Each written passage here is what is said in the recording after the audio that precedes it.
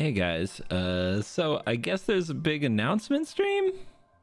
Like a arena announcement stream? This better be good. Because now I'm not doing my usual intro. And you know I love my usual intro. I love the drama. Okay? But I guess we're just gonna switch over to that. Is because a lot of people seem interested in it. So let's just jump right in. Upcoming sets. A lot of news today, but first I want to set the scene. Actually, first I want to do a shout out and a congratulations to Reed Duke for winning Pro Tour 1 on Sunday. You guys hear it okay? Reed How's the Duke sound? has obviously been playing Magic for quite a long time, Hall of Famer, and he won in stirring fashion the first tabletop Pro Tour back. Won by Reed Duke, and everyone loved it. So much so that we're going to have Reed Duke on this show next week to talk about his big win and reminisce over coming back to playing paper. Oh no, my headphones are missing. It was a trip. It was wild. I loved it. I was in Philadelphia as well, so super excited to have Reed. The same headphones I use on the plane. Now, before that, today, when we're talking about all this stuff. So I want to set the scene on what you're going to get. So these are what we call internally pre-order dates. Those of you out in the world are probably familiar with kind of three kind of big moments that sets go through. So the debut is very obvious. The debut is when we do cinematic trailers. We start talking about mechanics, kicks off previews. That's like the big focus. First look is what we did actually on Sunday for March of the Machine. The first look is intended, we certainly share it with the fans, but it's intended to give a look at the set to distributors and retailers so they can have some idea of what they're ordering, because they order well ahead of the fans. So as a bonus, you know, you all get to share in some of that and ooh and ah over some of the cool stuff, and we certainly saw a lot of cool stuff from March of the Machine on Sunday. It was a trip to be part of that panel at Philadelphia, and I hope you got to check it out either in person or on YouTube afterwards. So first look is, again, mostly for distributors and stores to have a better idea of what they're ordering. Pre-order dates. So that's what we're doing today with these first two sets with Lord of the Rings and CMM, which we'll get to.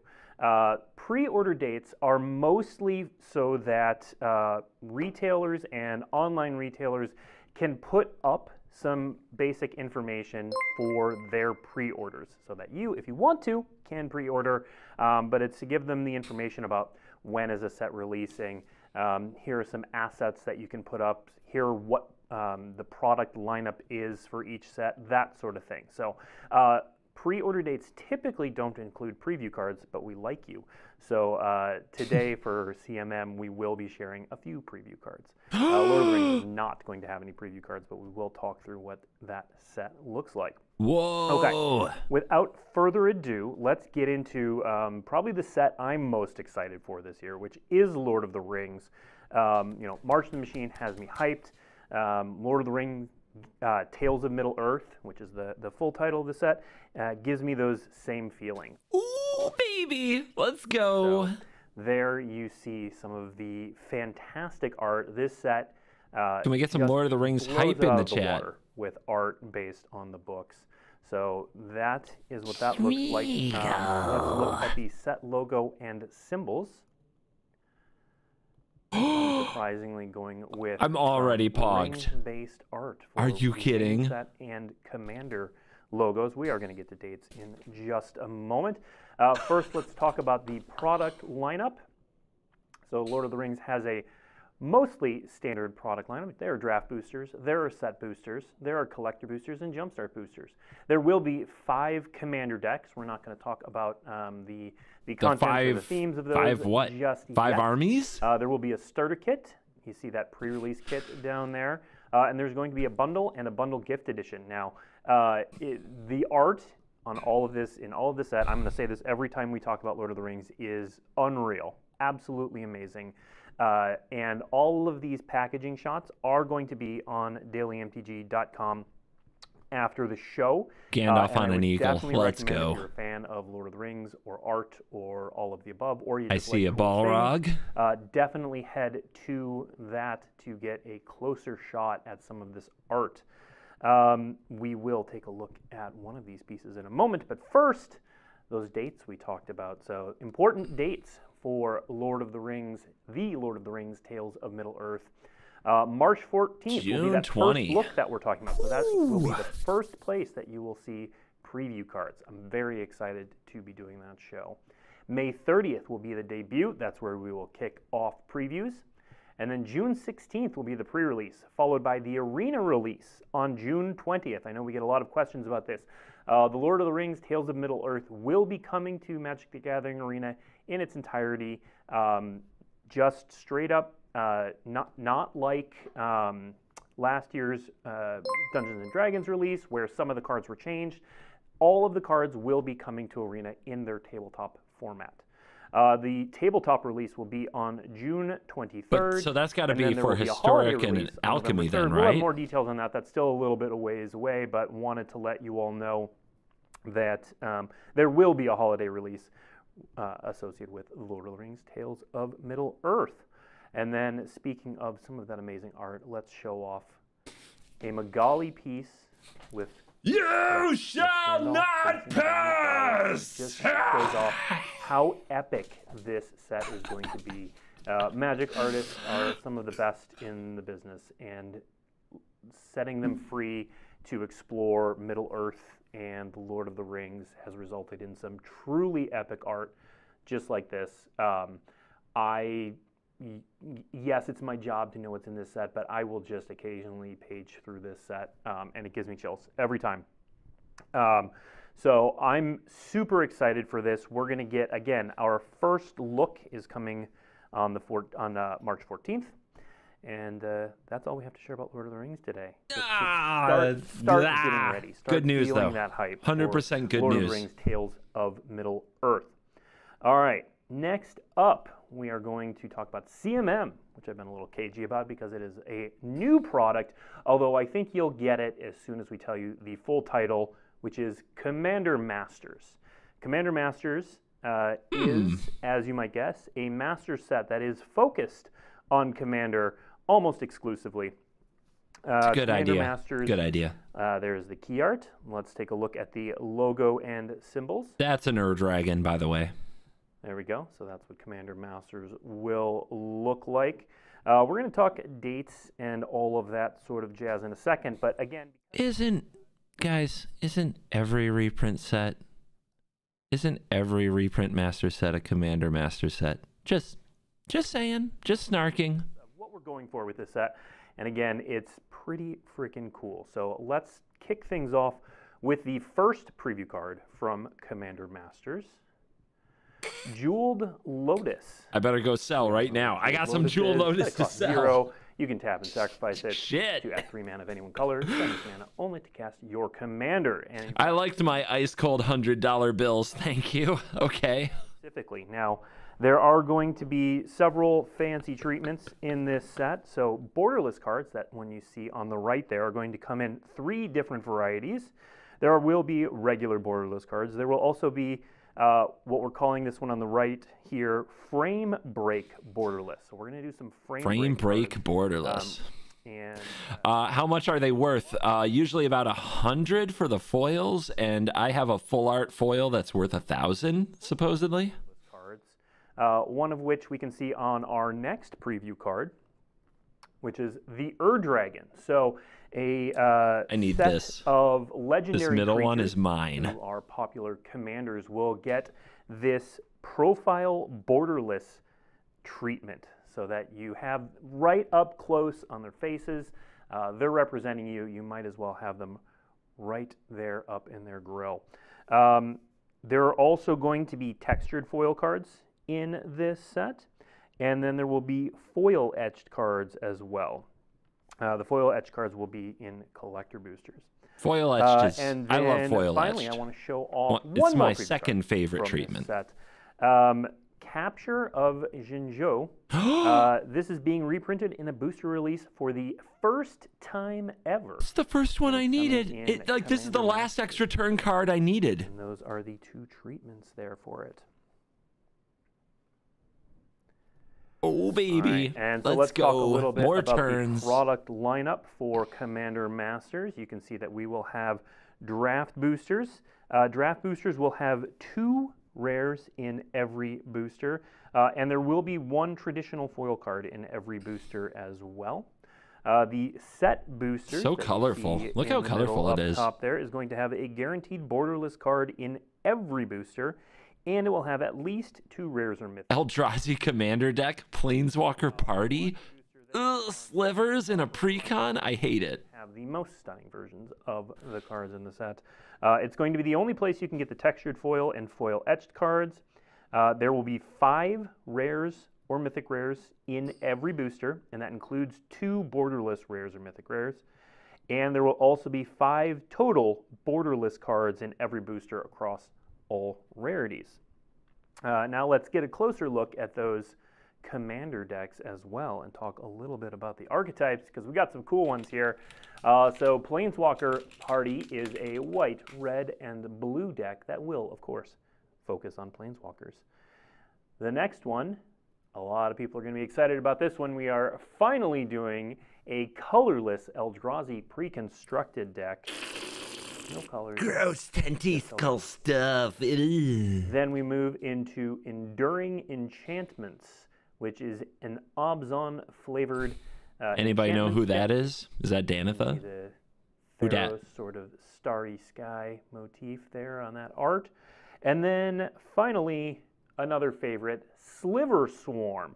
Gross. A 5-color Shana? sliver deck. Okay, cool. Will be one of the decks releasing with Commander Masters. That's awesome if I get into Commander. This is a good way to get into Commander. You can actually buy sweet decks and play them. It's not like Standard, where you buy bad budget decks and get wrecked. May 16th. Then July 28th through 30th, we're going to have some WPN Premium Store preview events, followed by the August 4th tabletop launch. I can't tell you it's Guff. I don't actually know if that art is Commodore Guff. I can find out, but I don't actually know if it's Commodore Guff. But I'll be honest with you, I don't know the answer to that, and it was my first thought as well. So that is Commander Masters. Wait, there's an Alchemy set next week? Jesus, I can't keep up. Oh my God, Alchemy next week? Poggies. That are going to be coming sooner rather than later. Quite soon, in fact. The first one is going to be next week. All right, let's take a look at the dates upcoming. So Alchemy Phyrexia, the game update will be coming next week on February 28th. March 7th is Shadows over Innistrad Remastered pre-order. Finally! We're going to show preview cards from both of those sets coming up. And then Shadows over Innistrad Remastered game update will be happening on March 21st. Emrakul, the Promised End, Historic Brawl. Let's go. Cards to play on Arena as part of that set. And it's going to include some cards that conjure iconic and exciting cards from Mirrodin's past. Rip wallets, guys. All of our wallets are going to die. Right now. In fact, let's take a look at the first of those. This is Quicksilver Lapidary. Wait, the fuck? For blue and a red, you get a 1/1 Phyrexian Artificer. When Quicksilver Lapidary enters the battlefield, conjure a card named Mox Opal into your hand. That's that card you see on the right there. Holy crap. That gets conjured. It is not in the set, much the same way that Ancestral Recall was conjured and shoveled into your library from the into your hand. So that is a card on a 2-drop. You get a Mox. Next up,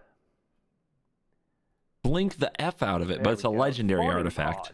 For 2 and a green, you get an artifact that says 1, tap, sacrifice a creature.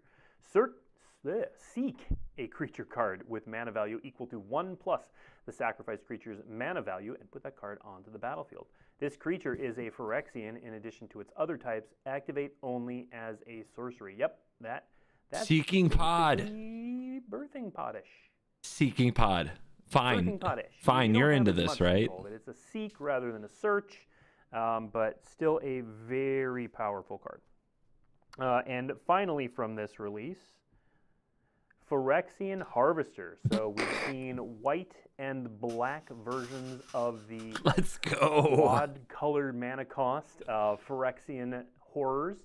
So this one costs 4 red mana It is a 5/5 with Menace. When Phyrexian Harvester is dealt damage, seek that many non-land cards. What? At the beginning of your next end step. Discard them. Cards. Brutal. Brutal. All right. Still pretty interesting, so that, again, is coming but not as busted week. as I hoped. More previews from that set coming between now and the release on the 28th. Worst one? No. All right. Next up, actually, a couple more. I think that one you can actually trigger yourself really reliably. Think of casting like names are tough, but like Fiery Cannonade, like something that does 2 or 3 damage to all creatures and seeking 2 or 3 cards, and you can do it at instant speed and then untap the next turn and play them and stuff. So I think that could be actually pretty good. At Shadows over Innistrad Remastered. A lot of people have been waiting a long time for this, and with all of the excitement around Pioneer from this past weekend, we are moving ever closer to having Pioneer on Arena. So this will include one set at a time, baby. Cards, one set at a time. Plans from Shadows over Innistrad and Eldritch Moon. Plus, it will include 81 cards that will include some callbacks to the original 2011 Innistrad block. What? So these boosters, Shadows over Innistrad Remasters boosters, will be available for purchase. Shadows over Innistrad with cards that aren't in Shadows over Innistrad? And there will be events including Sealed, Traditional Draft, and Premier Draft. So we're going to show off some preview cards from this, and then we'll talk a few more details. We have, first, Sigarda's Aid. Ooh, hello. Hammer time, baby. And then next up, favorite of mine, Thing in the Ice / Awakened Horror. Beautiful card. All you Phoenix fans, get ready. And finally, for the zombie aficionados out there, Relentless Dead will, of course, be coming back. Okay. And making your control player life miserable. Finally, Shadows over Innistrad Remastered releases on March 21st. It will be available for pre-order starting March 7th. It will contain the following. I'm going to read this so that I get it right. It's going to contain the pre-order bundle, which costs $29.99. Will contain 10 Shadows over Innistrad Remastered set boosters, 1 golden booster, 3 draft tokens, $30. 1 Bruna the Fading Light card, 1 Gisela the Broken Blade card, Brusella, Voice of Nightmare sleeve, Bruna the Fading Light card style, and Gisela the Broken Blade card Brusella.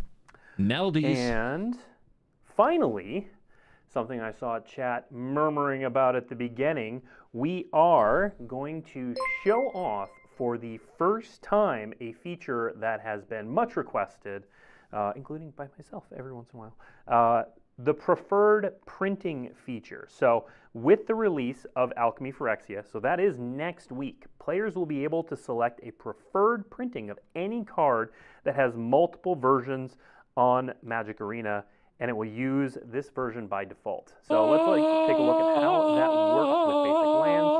You can see you click the little arrow in the upper left, you change the heart to which one you love. You can click the arrow to collapse back to this is in the deck list view. The technology. And boom, all of your plans will forevermore be that special Elena Danner art. Now this will also work for non-land cards. You check out Opt, you click the little arrow, you decide you love the Strixhaven. Oh, well, we'll decide we love the Strixhaven heart one here. Click the arrow back, and boom, all of your opts use the Strixhaven Mystical Archive version. The AI must have figured it out. This has by far been one of the most requested Humans could not do it on Arena, and we've been talking about bringing it to you for a few years now. So it is finally here. It took a little longer than we planned, but we're really happy with the implementation. You got your first look at it there, and we are... Place your bets, guys. Is it going to actually work on launch day? 28th with the Alchemy Phyrexia update. That covers everything I had to tell you this entire show. 20 minutes. Look at how efficient I am. So what that means is I will take some questions in chat. Now I may or may not be able to answer them depending on how forward-facing there are. But if you tag @Magic in the chats, I will be able to see it easier. Let's start with these. Questions from chat. Let's hear this. Emrakul question mark. You'll just have to wait and see. I'm not going to confirm or deny any cards in Shadows over Innistrad Remastered that were not. It's in the previews. frickin' But again, base set. previews will be coming. Will you do a difference in Historic Brawl and release a new Brawl with all cards except Alchemy?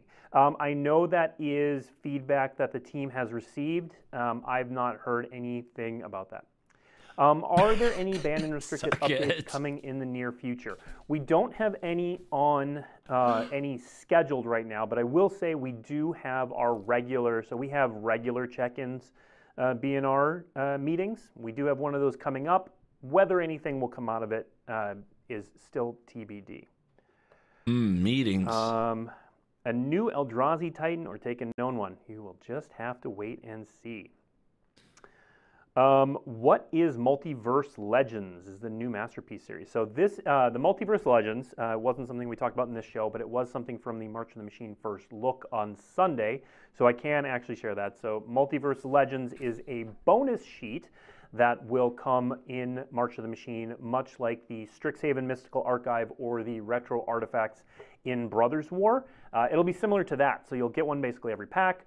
And they will be legends from throughout the multiverse. They'll all be reprints. So we saw Ragavan and Atraxa, the original Atraxa, as previews on Sunday. So that is what Ragavan in Historic are. Banned. Hobbit is censored for some reason. All right, we'll look into that. Are the 81 extra callback cards from Shadows over Innistrad new or old? Wait and see. I think I would pose that question to the Arena team. They can probably answer it more precisely than I can. Will any of the remastered sets also be released in paper? So Shadows over Innistrad is a Magic the Gathering Arena only release. That's not to say one day we might not do something like it in tabletop, but it's not currently planned. Are there any plans to add a Gladiator queue? None that I'm aware of, but I know we've run Gladiator events before, and they may come back, but none that I'm aware of. Let's see. That's good questions. Four-player brawl, nothing to talk about there. Nothing to talk about in four-player brawl, guys. Shadows over Innistrad Remastered have rares not originally in that block, similar to how other remaster sets had, like AMK had remastered Thoughtseize. Stay tuned. Is Commander Masters 100% reprints? So Commander Masters, the main set, is reprints. The Commander decks, as part of the Commander Masters release, will have new cards in it. No surprise. Can I build Lotus Field after Innistrad release? That's a question in reference to the combo deck that did well at the Pro Tour this past weekend, and you'll just have to wait and see. Lotus Field. Well, getting the Lotus Field would help, right? For Commander Master is a bit too soon. Too soon is in the eye of the beholder, but it's not releasing till late summer, so I would say no, but you know, that's up to you. Any Explorer Anthology or Anthologies set plans? Yeah, we have Lotus Field. Nothing I have to announce today. We have Lotus Field at home. home. The ones we were focusing We can't untap it. Multiversal Legends cards coming to Arena. Yes, they are. Exactly how they'll be implemented, I know there were a lot of questions around like Ragavan and Historic and that sort of thing. Obviously, we have precedents for handling powerful cards in those bonus sheets. I'm sure the Arena team will talk more about that coming up. Ragavan coming to Arena. Will you be able to play it? Maybe not. So the Multiversal Legends won't be standard legal. Correct. The Multiversal Legends have a separate collector symbol, and they will not be standard legal. I don't think they'll ever nerf Ragavan. They don't nerf Aftermath iconic cards. Is the new set after March of the Machine. Correct. March of the Machine Aftermath is something that we talked a bit about on Sunday during the March of the Machine first look. It's something internally we're calling like a micro set.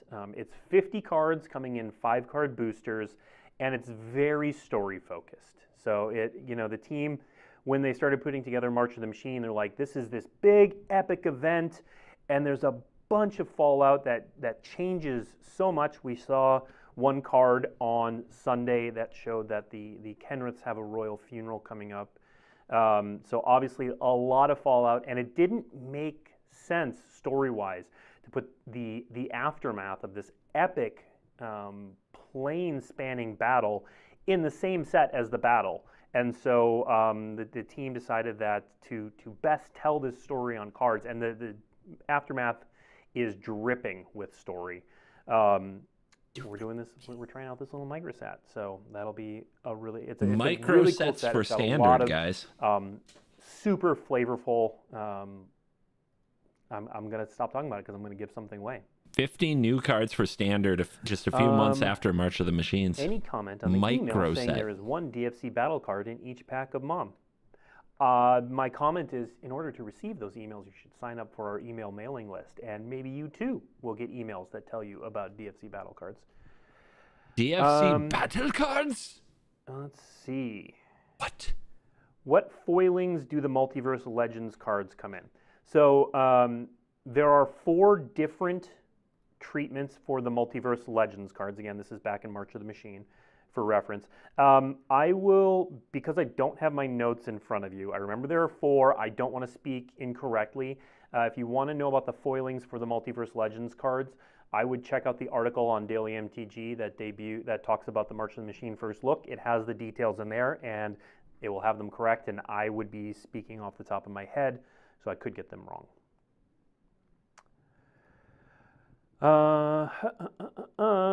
Will Shadows Over Remastered be rebalanced or draft with cards that were warping, changing rarity, or removed? Shadows Over Innistrad Remastered is a remastered experience in the same vein as we've had remastered experiences before. I know that doesn't directly answer your question, but I don't want to give away too much until we get to that preview season.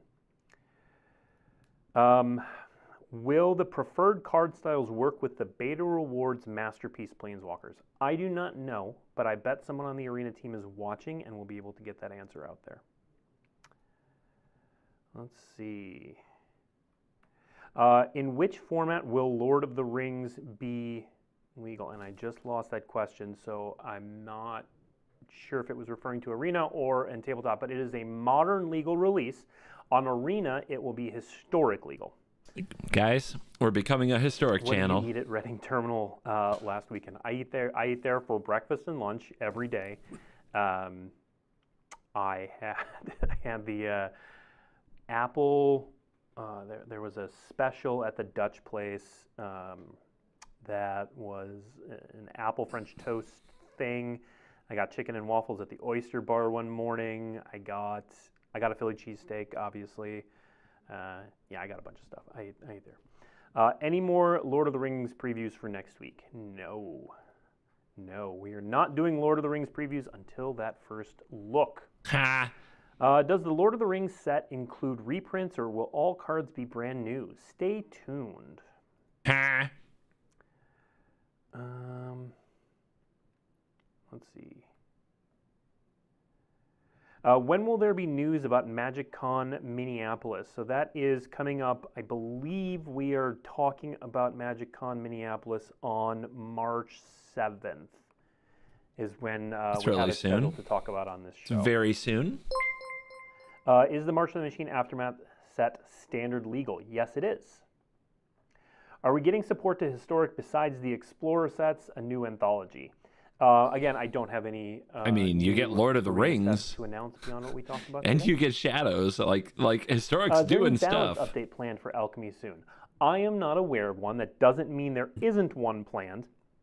The Arena team would certainly know more about that. Alchemy is controlled by AI. Is there a timeline on when the team wants to finish Pioneer in Arena? It's less a timeline and more a sort of checklist of what cards are relevant for Pioneer, how and when can we get those in what different ways. So they may have internally there may be a timeline in mind, but I know when Jay was on the show talking about Explorer into Pioneer. He was talking about a list of cards that they had that were relevant in Pioneer that they needed to get on before they considered it close. Now, it's important to keep in mind that when Explorer is lined up with Pioneer, that doesn't mean it's one-to-one fidelity. There may be, for example, some 2/2s for 2 that are never going to be played in Constructed that don't make it in. I actually want this question answered. When will Fallen Empires Remastered come to Arena? So, I want this. That's so good. Ordering is just so good. Can you talk more about booster fun for Commander Masters? I certainly can. So I'll read off what I have. So there are borderless cards and foils. Commander Masters borderless cards come in those 3 varieties I told you about. There's the regular borderless cards that we've seen before, the frame break borderless, which we saw on the Jeweled Lotus, and the profile borderless, which we saw on the Dragon. There are textured foil cards, so all mythic rare profile borderless cards, plus the Jeweled Lotus frame break borderless card, will be available in textured foil. Those are going to be in collector boosters only for textured foil. Foil etched cards, every rare and mythic rare, the non-borderless versions, will be available in foil etched, and those will be in collector boosters as well. Oh, okay. Preview schedule for Shadows over Innistrad Remastered. I don't have anything beyond what we had today. Let's see. Has there been any talk about Modern to Arena? No, the Arena team's focus is getting Pioneer up and going in terms of expanding formats. Will Plane Chase be on Arena? Not that I'm aware of. What? But I'm not certain on that. Where's my reaction? Arena Steam release. We will share more on that when we have information. What did that do? Let's see.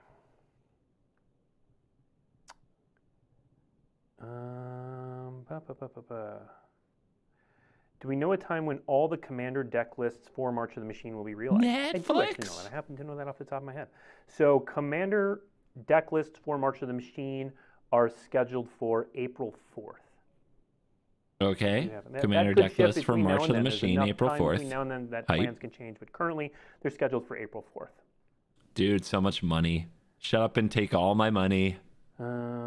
This is a draftable Commander format. Now, there are some twists to that, of course, to make drafting Commander a workable and enjoyable experience that we'll talk about more as we get to that.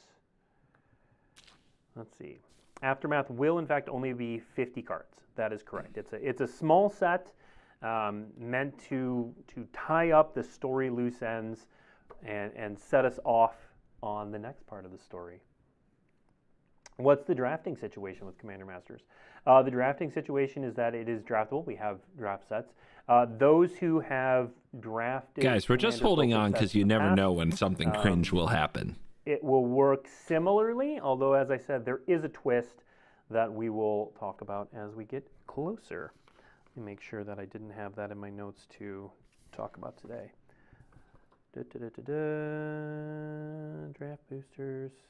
No, we're going to talk about that later. Shot down. You mentioned Shadows over Innistrad Remastered will get golden packs. Will the golden packs be updated to have Shadows over Innistrad 2 or just standard? Let me pull that information up. Okay. Will contribute towards a golden pack. It will be the same golden pack that's available for 1 and Shadows and Alchemy. So I believe the answer is no, according to my notes. Let's see. How many cards are in Commander Masters draft boosters? Do not have that information in front of me, unfortunately. I don't want to misspeak. Let's see. Netflix, I don't have any information on Netflix today. Or ever. I don't have anything on Lord of the Rings pricing. Now, the $1 billion. That, doing the pre-order beat today means that places will start putting Lord of the Rings up for pre-order starting today, possibly now, depending on how ready they are. And you may start seeing that pricing pop up at various different outlets. You mean they have to know how much to pay for it to order it? Yes. Are Lord of the Rings and Commander Masters coming but nothing to to Mitgo? say. And if so, when? I do not know the answer to that. So if you aren't aware, Mitgo is managed by Daybreak now. And so we are close partners, but I actually have not spoken to the Mitgo team about that, so I do not have that answer on me. Magic the Gathering Online. Please add Crewfix to Arena. Noted. Arena team. Note that. Commander Masters available at MagicCon Barcelona. Stay tuned for that. We definitely have noted how close those are together.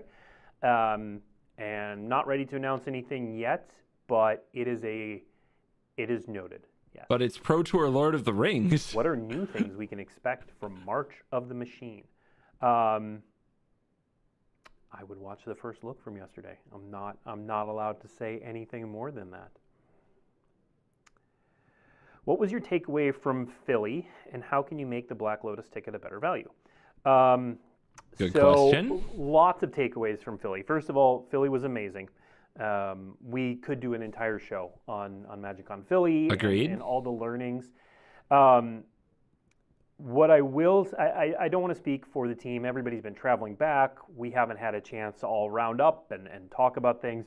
What I will say, though, is that I hope those of you who attended Magic 30 in Vegas and MagicCon Philadelphia or saw the reactions to both online, note all of the improvements that the team made. The team worked really hard over that time to make Philadelphia an even better experience. And I think they succeeded certainly in making it an even better experience.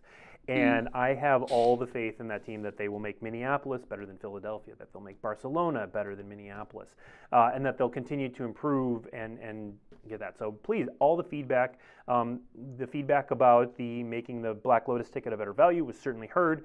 And I know that they're working on some stuff right now, as well as things for the future. So yeah, that's what I'll say about that. Let's see. Can we get Commander Masters into Arena? Currently no plans to that I am aware of.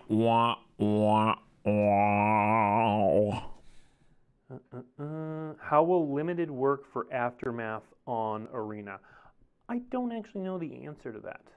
That is a great question. So Aftermath is not a set that is intended to be drafted. So it comes in 5-card boosters. You certainly can. I think that could be an interesting and weird format, or maybe you can figure out a way to take Aftermath boosters and put 1 or 2 into your March of the Machine draft in some form or fashion. I think that could be really fun, but I don't have those details right now. We'll talk more about Aftermath as we get closer, and certainly the Arena team will talk more about how it works on Arena. 5-card boosters. Name the price.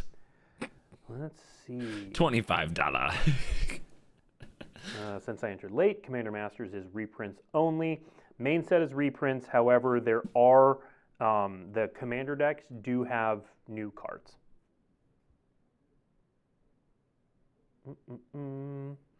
More information on the battle mechanic. I don't know what you're talking about. The answer is no. So when I was talking earlier about the different beats, so pre-order, first look, debut is really when we talk about mechanics. There are some occasions where we'll do a mechanic on first look if it makes sense, or if it's a known mechanic, or if we can't possibly talk about the set without that mechanic. But if there are new mechanics in March of the Machine, and there are, we'll talk about those at the debut. Are the Predator-like slivers from Chandelar coming back? So I think you're talking about the design, the way they look, and we'll show more of that art as we get closer to Commander Masters. That wasn't a no. Let's see.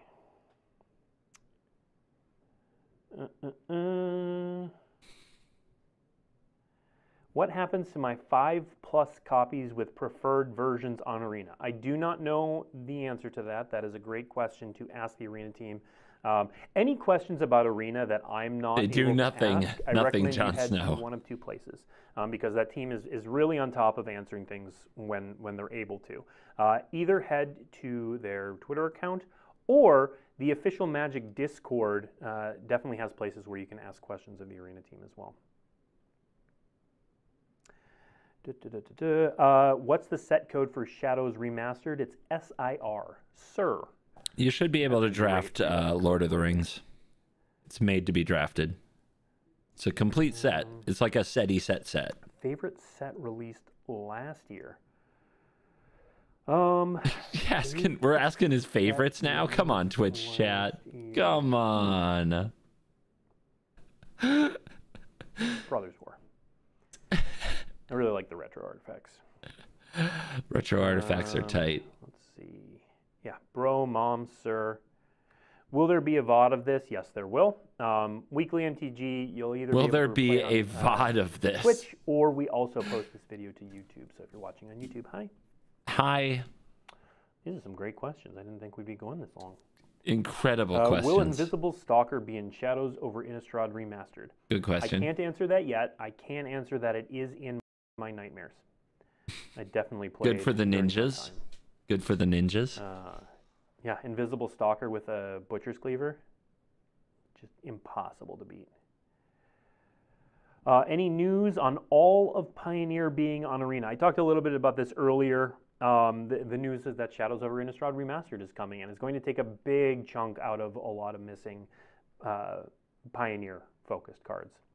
Sure. And again, it's nice because the Pro Tour this past weekend, helped reset what the metagame looks like, helped reset what's important on Pioneer, and so the Arena team can look at that and can shift priorities, or can World Spine Worm. Let's go. The list and keep working towards making it fully Pioneer. Just casual World Spine Worm. Suddenly thrust into a Masters set. My favorite deck in Pioneer? It's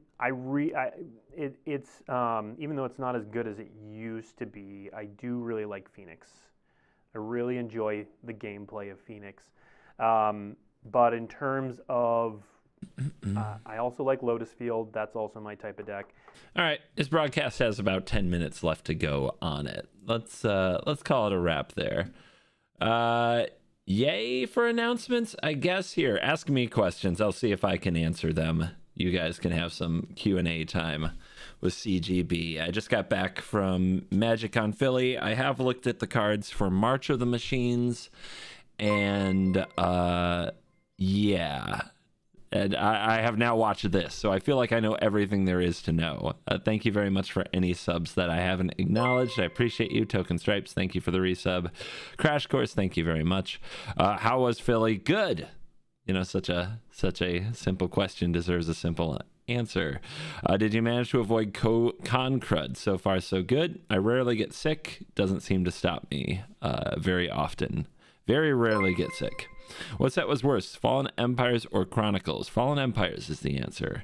Hope you got some sleep. Yes, last night.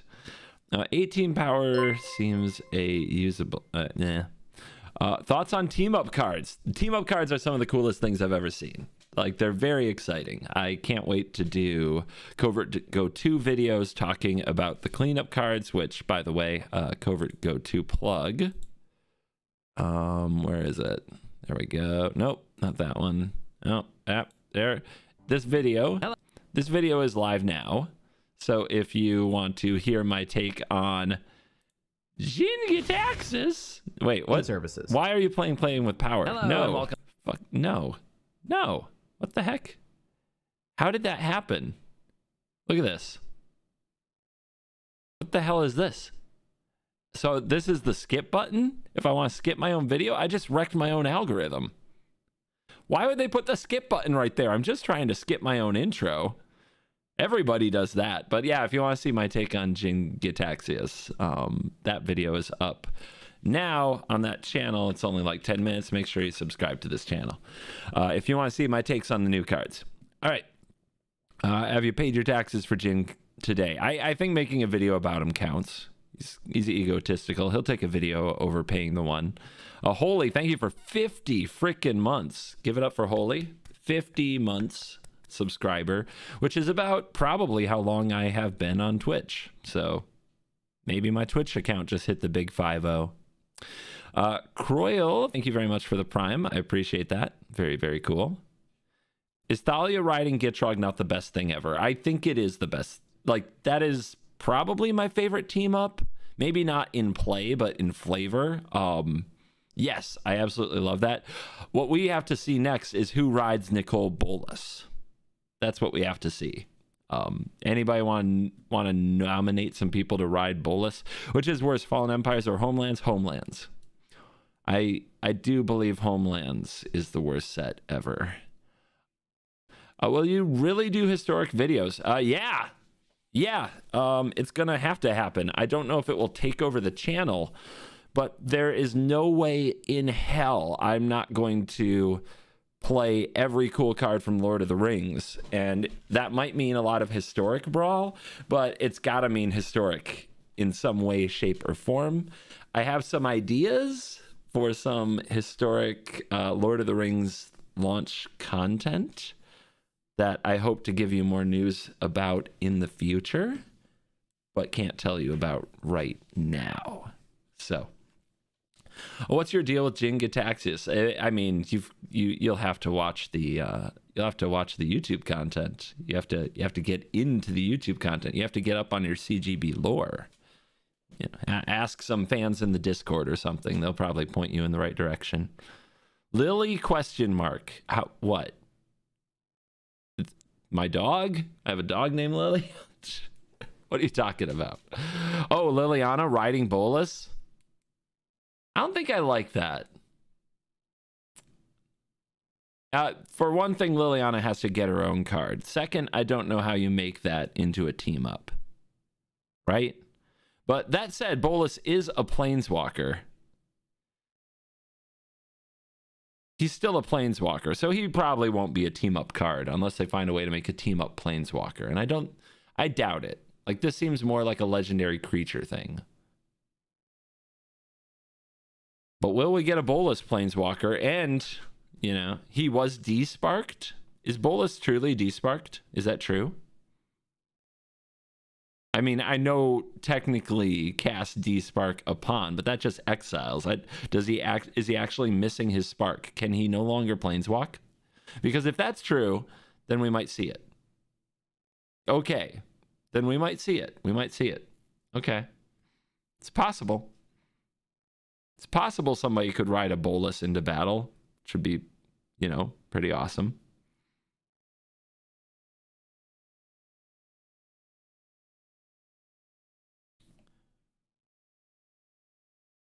He's in Ash's Pokeball. Gotta catch them all. But yeah, it sounds like... So the biggest question mark for me is I had assumed that Lord of the Rings would go to Alchemy. It does not sound like it's going to Alchemy. Especially when you say it's a straight to modern set and that all the cards are coming to Arena unchanged. That is a wonderful bit of news that is different from Commander Legends Battle for Baldur's Gate.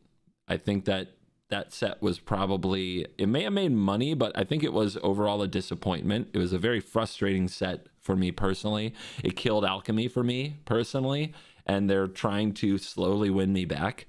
But it doesn't sound like Lord of the Rings is going to hit Alchemy, which is surprising. I thought that Lord of the Rings was going to be an Alchemy legal set, and it doesn't sound like it is. So, sounds like it's going to Historic instead. And then, yeah, that's going to be a very exciting June launch. Very, very exciting, and not that far away. So that's really cool. I had thought it would be much later. I believe it was set for Q3, which technically July is Q3, but, you know, this is coming in June, so... Let's go. But yeah, we're gonna have to be a historic channel in some capacity. There's no way I'm missing out on Lord of the Rings. Just not gonna happen. I might snap scoop to every cat that goes in an oven, but whatever. We have to play Lord of the Rings cards. We have to. All we want is the default lands. I mean, what do you guys think of that? You just put a little heart. Just put a little heart on your lands. Sounds fun. Why does Mom Chandra have instant and sorcery instead of non-creature for her loyalty ability? Do you think I designed the cards or something? They don't care about my... Okay, it's not totally true. So in Philly, I just spent some time during one of my games talking to somebody who did design some of the cards I had on the battlefield. He works in play design specifically on like white cards, and he had actually designed some of the cards in my Mondrak deck, and just talked. He definitely cared about what I had to say about the cards and what I liked about the cards, so that was really fun. But for the most part, they don't care what I have to say about the cards, guys. I'm a paid shill. They don't care about my opinion.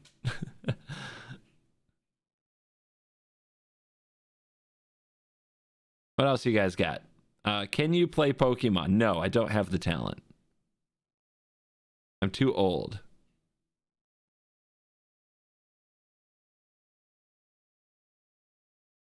Small indie YouTuber. Oh, God. Yeah, well, hit me with your best shots, guys. Hit me with your best shots. All right, we've done the thing. We gave up our usual intro to watch that, and it was worth it. We saw some pretty sick reveals. The card that conjures a Mox Opal is particularly awesome looking to me, and I do love the idea that they continue to make cards that conjure like classic cards, because for one thing, they end up programming the card on Arena, so it's an easy thing to plug into future releases, and two, we get to play with throwback boomer cards in Alchemy and Historic Brawl, which I really love. I actually love that Alchemy is Historic Brawl legal. I hate Specialize. Every time I see those cards, I get a little sick.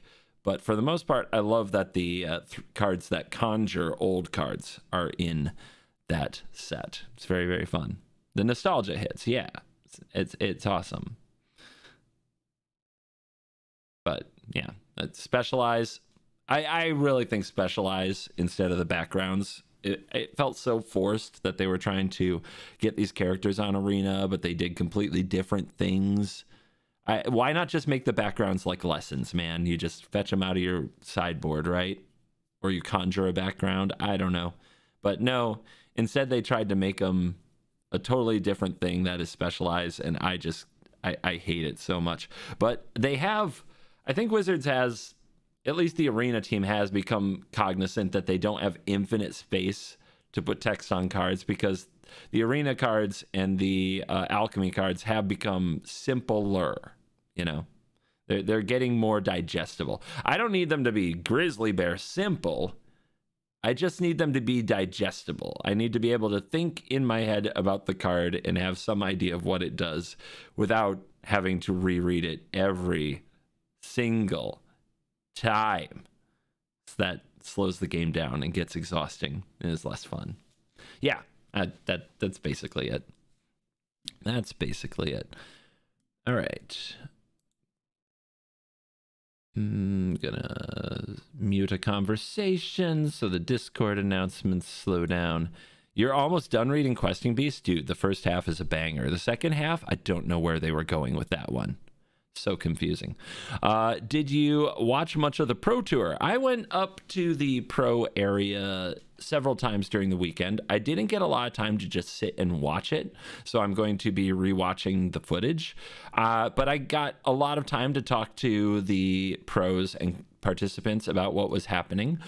For streamers that were in the event, Jim Davis, Elliot Dragon are two people that I got to check in with every so often and keep track of their progress, and they let me know what was going on. Jim Davis was on the same team as Gabriel Nassif and Reed Duke, so I got to hear about their progress. I got to watch Reed play a few rounds because he was at some of the high tables. Very easy to watch his games. If you check out Amazonian's VODs from the weekend, she was there on Saturday. I was hanging out with her and we were like guerrilla coveraging. She was guerrilla coveraging. I was nearby, but I make a few appearances. And yeah, we watch a Reed Duke round, a Reed Duke battle. Very, very cool. And like, what else about the Pro Tour? Also caught up with some pro players and commentators, and Cedric Phillips. I got to meet Riley Knight, which I've never met in person. Talked to him online a lot, but just in like his Twitch chat, but never in person. Very cool guy, very nice. Got to talk to Martin Yuza in person, which I never done. So, you know, got to talk to him more. Like we were on the same flight home, so I got to talk to him about in the airport. I got to talk about meta format, Pro Tour coming back, things like that. Very, very cool. So yeah, I got to talk to a lot of the pros. Did you meet Knight's mustache? It didn't introduce itself, but it comes with great distinction. I already knew who it was. Is we doing gameplay? Yeah, eventually. I've got at least 2 videos to make today, so I do have to go to work. So we do need to make some standard video content for sure. And I have roller derby practice tonight, so I have about 3.5 hours to get at least 1, hopefully 2 videos done. So yeah, I've got to go to work eventually. This is the decompress time because I haven't talked to you guys in a week. So if you have any other questions about Philly or what I've been doing for the last week, yeah, there'll be more photos on Twitter. So check out Twitter. You guys got to see some of my favorite videos while I was gone. Dross Black. A lot of you here at Twitch know how Dross Black went with drawing the hand with like 4 Invoke Despairs and 3 Arc Fiends and 3 Swamps. As well as the awesome win with the Graveyard Trespasser. Like, people love that. You guys got to see the Jingitaxis video release. For those who missed that, I guess we can play that because that's fun. Let me see if I can find it really easily, I hope. But yeah, this is a teaser for what will happen in the future on the channel. Let's go here. I will be taking questions. All right, where'd I hide it? I started hiding them in the videos. Okay, so it's after game 1. Oh, not like this. Oh no, this actually is it. But yeah, we debuted this sweet little teaser. Let the intangible Slayer nonsense begin. On the draw, Soul Partition, 2 wedding announcements. That should hold him off.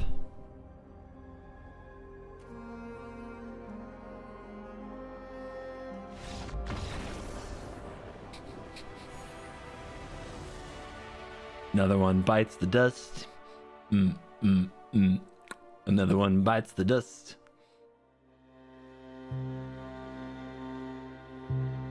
You waited till this end step for this moment. What are you doing?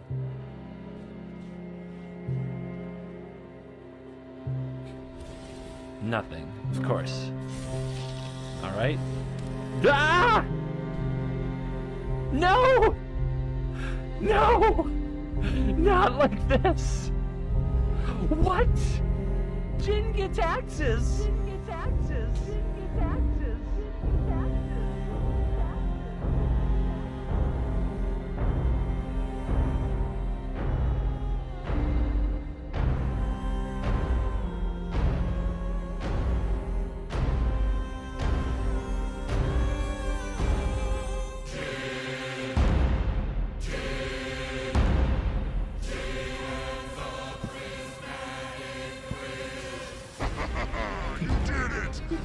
Children, you have satisfied my hunger, and now the era of our glory is finally here. 130 cards, the prismatic bridge, on this channel. Now, CGB, the time has come for you and me together in the arena. 130 cards, the prismatic bridge, for the Ginians, for the channel! Ginians, rise.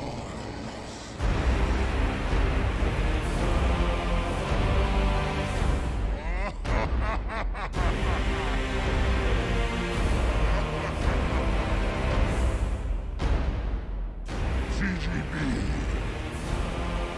Set your time. Set your place. To face me and answer the call of the Ginians.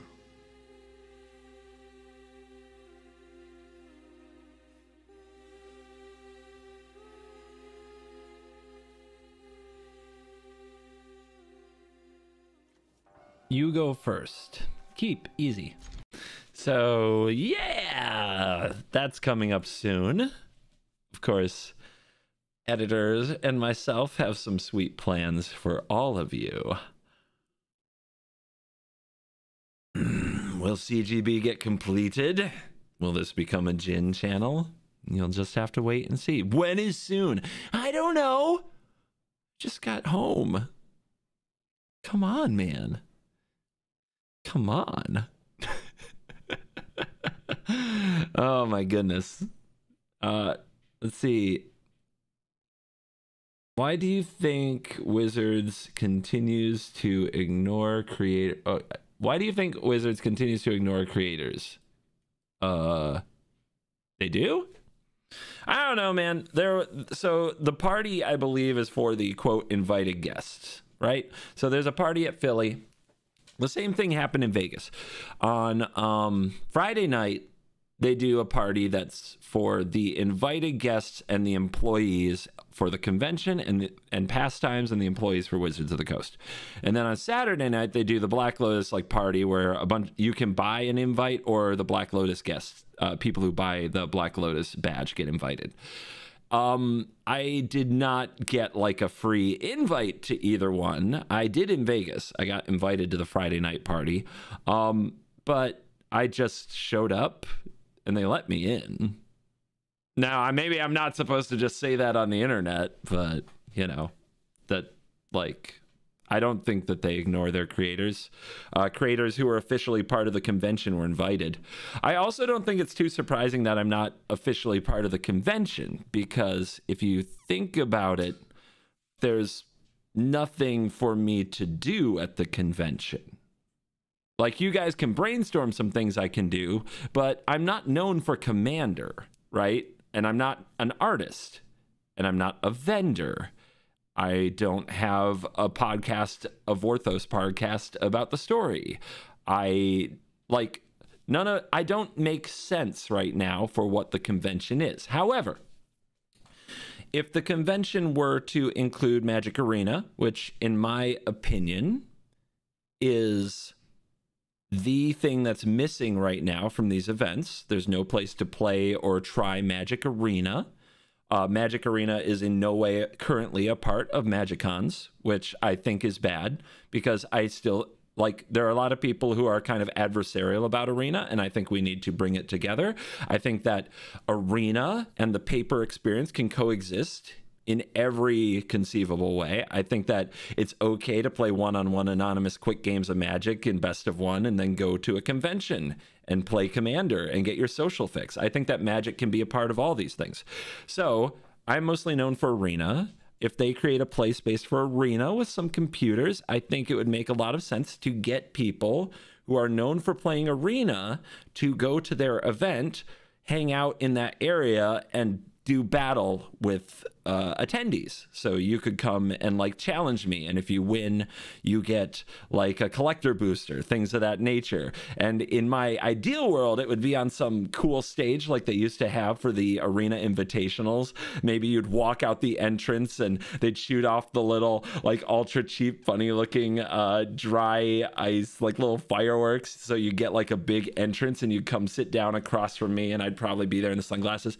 There'd be a giant screen behind it so that people walking by could just watch the game if they wanted to, and we would battle, and if they would win, they would get a firm handshake or fist bump and a collector booster. If they lost, I would laugh at them brutally and tell them to get off my stage. And you know, that's like the kind of thing I would do. And even if they don't want me, like, they could have Amazonian up there playing Historic Brawl.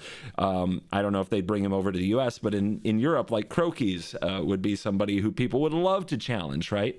So I think they should do this, and if they do this, it would make sense for me to be a part of it. That said, right now, in the form that the cons are, there's nothing that they need me to do. So I'm not surprised I'm a proper invited guest. I'm not on the big invited guest list. I'm not like written in as a free invite to the industry parties. Like, it doesn't make sense. So yeah, I want to have a bigger part at MagicCon Philadelphia, but you won't see me sit around being like they ignore their creators. I got a content creator badge. I got free access to the event. I got to sign a lot of things and meet a lot of fans, and I got to experience a really cool event. I have no complaints. And my incredible clout also got me seats at the game nights thing that was completely out of seats because some very, very kind fans were basically like, please sit here. We can't possibly bear to see you and your wife standing off to the side. You must have these seats. And I'm like, yeah, thank you. You're cool. So that kind of stuff is very fun. I had a really good time. I have no complaints about how I was treated by Wizards, the event staff, or anything like that. I don't know. There are people who work really hard for Magic and make a lot of sweet content who probably do deserve invites to do many of the things that happened. But as an arena creator, I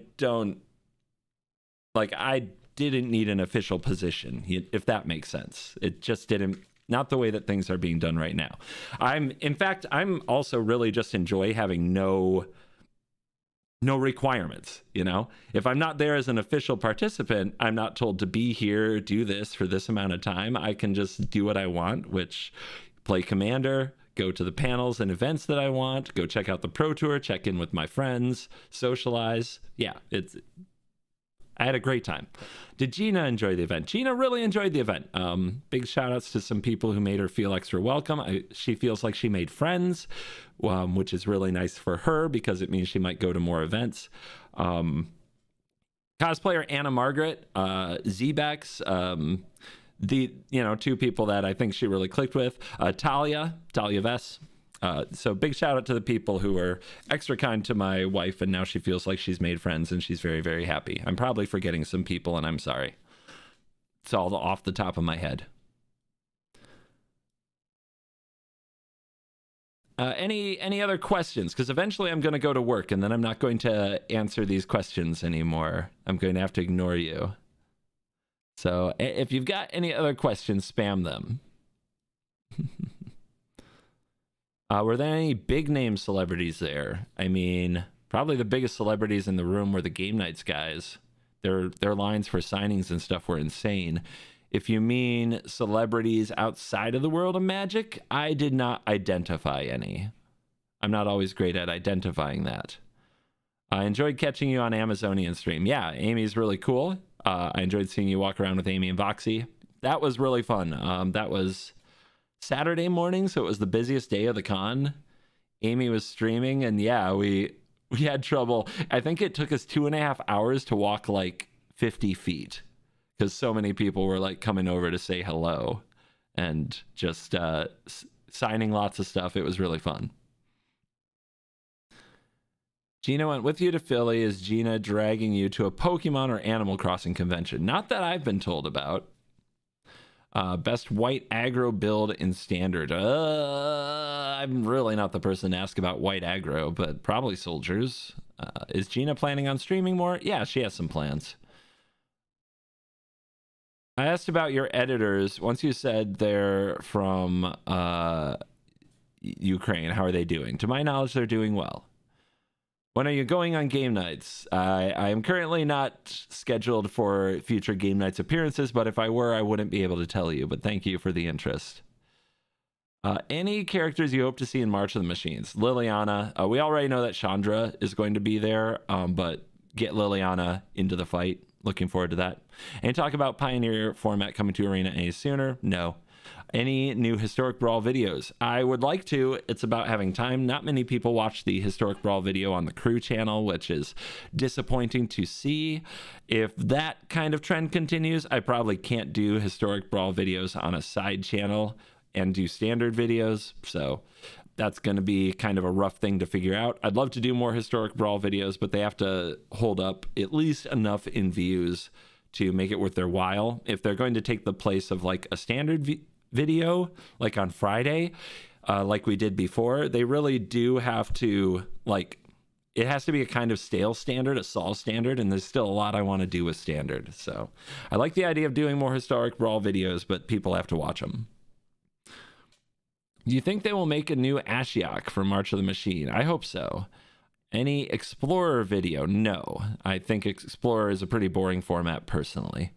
Not sure if it's been here, but do you think Commander Draft or Tabletop will work well?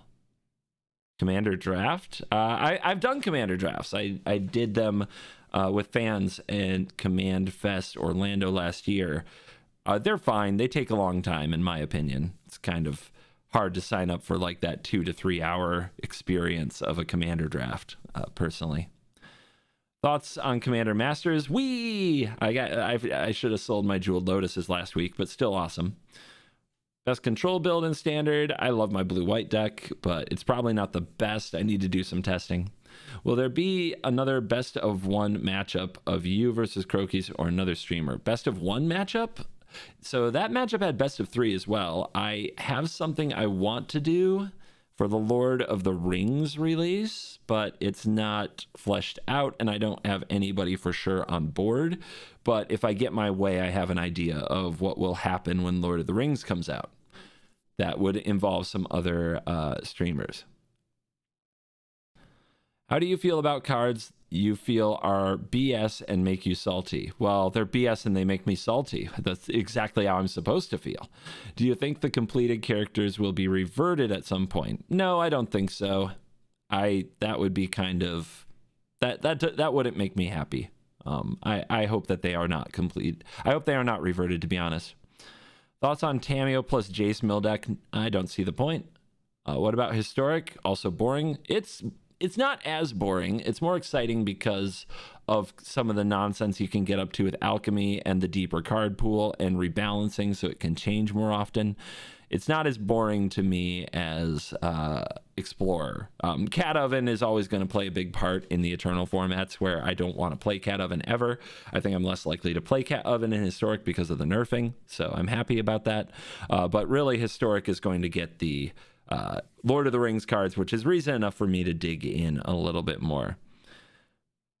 Do you think there's a non-mean, non-combo way to play Grixis in EDH? I mean, non-mean is for babies, okay? Like, oh, you don't want to, like, you're trying to play a Grixis deck that doesn't ruin anyone's time. Sorry, that's what Grixis is. And people should learn that getting their time, like, having a bad time in Magic isn't the end of the freaking world. So, if you have a play group that is like feels bad because you played a Grixis deck that killed some of their stuff, they need to get it shoved down their throat a little bit more, in my opinion. Just like they need to lose some more games and have more of their stuff die so they realize it's not the end of the world. It's not the worst thing that can happen to them. You're playing with whiners. Now, that said, I really don't enjoy when I sit down to a game and somebody's like Oracle, Breach, Brain Freeze, Demonic Consultation, but you can win in a lot of other ways with Grixis. Build a deck around like Rise of the Dark Realms. Just blow everything up and then bring it all back, give it all haste, and smash their face. You know, if you have a big, explosive, exciting ending, then they shouldn't, like, they might be a little salty about how it happened, but they should at least be able to respect that it happened, if that makes sense. You did something that they don't get to see every day. Did you see the announcement that they're adding Pioneer decks into Arena? No, I did not. That's interesting, and probably something they always should have done. What's your favorite snack food? I'm between snack foods right now. I'm trying out the field. Any thoughts on Abzan Legends standard deck? Ash Lizzle had one that looks good. It's not exactly my style. Why is Explorer boring to me? Because it is. Good enough? So you're going to dress up as Gandalf and Crokies will be Gimli. Maybe. Don't know. Gotta clear that one. Clear that one with CGB legal right there. Thank you, Home Brutality, for the 30 months. Do you like the Pioneer format? Nah. Like, all of those things are not great to me. Like, Modern, Pioneer, Explorer, Doesn't do it for me. Not my faves. It's not that I hate them. They're above limited if you're like looking for my tier list of formats, but they would probably be like in a C tier or B tier. And why would I play them when I can play A's and S's, you know? It's just not a lot of point to me. Were you playing during Shadows over Innistrad? Yes, but no. I was playing games here and there. I was watching the pro scene, though, a lot. I was paying a lot of attention. I was playing a lot of Magic Duels, which had Shadows over Innistrad mini set on it. Favorite card by far during that time was Tireless Tracker. Tireless Tracker, baby. Absolutely amazing. Let's see. How do you feel about the person that started the Jhin Bridge trend? A frickin' troll. I'm surprised I haven't banned them already, but I definitely will if I figure out who they are. Have you found a way to beat Mirix? I mean, isn't there like Field of Ruin and Demolition Field in the format? Pretty sure there are. Any plans on more new channels? You need more? I only have 4 channels. Are you subscribed? All right, check in. Luckler, are you subscribed to Covert Go Live, Covert Go 2, Covert Go Crew, and Covert Go Blue?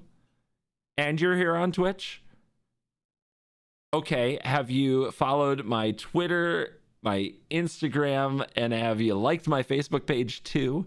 If you've done all that and still want more content, you've got a problem. Oh yeah, don't forget CoolStuffInc.com official YouTube channel. Don't forget the Magic Arena official channel. Have you watched every video on there? Because there's a new video there from me every Monday on the official Arena YouTube and every Sunday on Cool Stuff. Like it, you need a problem. You need the Insta? Ha! There you go. You learned something today. Insta content. Is Commander a sustainable format for Magic? Will it take Magic into the next 30 years? It can. I think it's more important to answer the question whether or not Wizards and Hasbro can take Magic into the next 30 years. I think that the format is sustainable. But I had this thought. I honestly believe if they stopped, like, if... I don't want this to happen. It's just a thought experiment. If Wizards just disappeared tomorrow, gone, and no new cards were ever released for Magic the Gathering for the rest of our lives, would we still play? I think so. There's so many cards I still haven't played. There's so many commanders I still haven't built decks around. There's like, my favorite thing about Magic is new cards. That has diminished a lot over the last few years because there's so many new cards I've never played.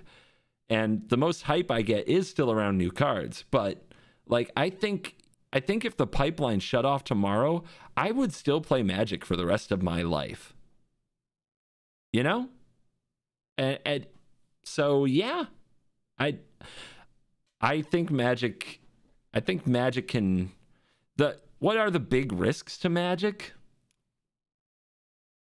I mean, is there a serious risk? Honestly, it's probably just the well-being of its audience. If we are all too broke and busy in some kind of a dystopian future, we have to break our backs every day serving our AI overlords, and we don't have time to play Magic the Gathering. That's probably the biggest risk to Magic the Gathering, is like the playing population's own well-being, to be honest.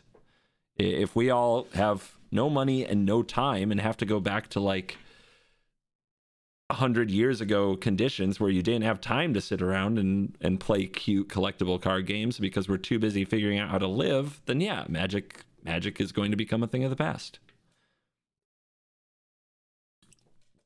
But I think that's the biggest actual risk. Like, honestly, Hasbro and Wizards can do really stupid things, like the worst things, and Magic can probably survive, which is kind of scary. Magic in some way will survive. I mean, think about there might be other sweet formats that we haven't even figured out yet. Commander was created by the community. There might be a lot of sweet formats we haven't bothered creating, but Commander did pop up because basically all of the focus of play design seemed to be on competitive play and using the Pro Tour as a marketing prop and pushing competitive play forward. And casual players wanted something cool to do that involved their old cards and not the spikiest things possible. And they created Commander. There's probably a bunch of other things that like could be created. So yeah, I think Magic is good. There are enough cards out there that we could do this forever, in my opinion. All right. I think that's a good place to end Q&A time. I feel good. I have caught up with you guys. It's time to figure out what we're going to do for work today. Which is a good question because I haven't looked at my Arena account in a minute. It's been a while.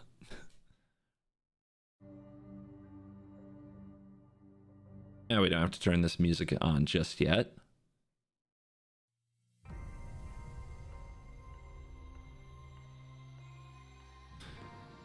Inbox announcements. Okay. Do you guys need the announcements? Do you want me to read you the announcements? I assume you guys all saw these. But I guess. Maybe you haven't logged in today.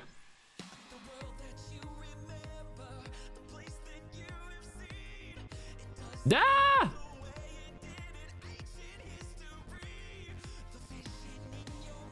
Best of 3 qualifier play-in and qualifier weekend this Friday.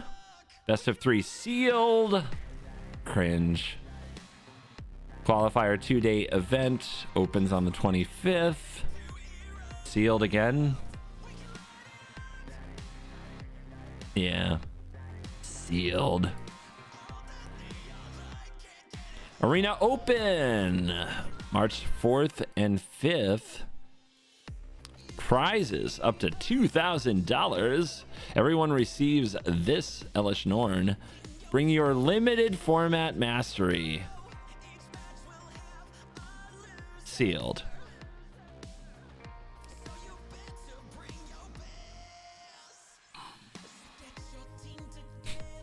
I can't. My choice is nothing.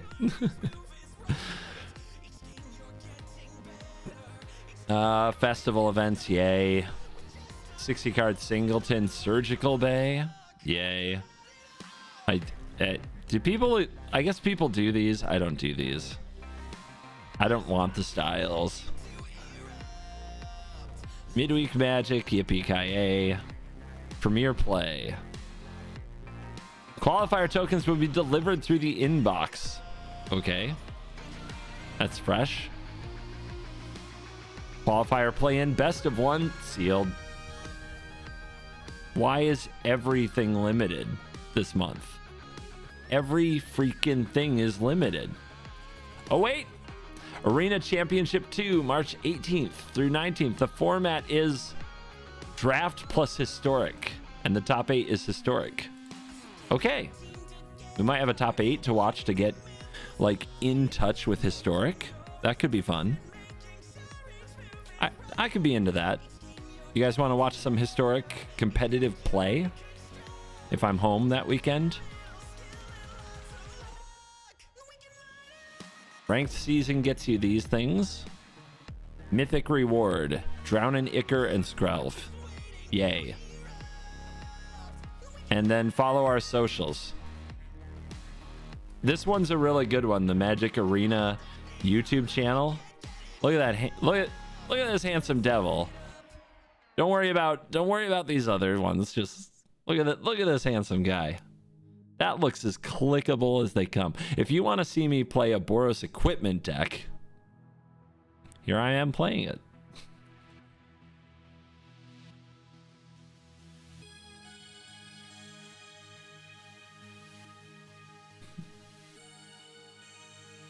I'm hard carrying Magic YouTube. I feel like I was a few months ago. Not now. Like, the other videos are doing well. Croaky's video did well. Ash's video did well. Legends videos are doing well. So, like, guys, come on. What are you doing? You gotta watch those things.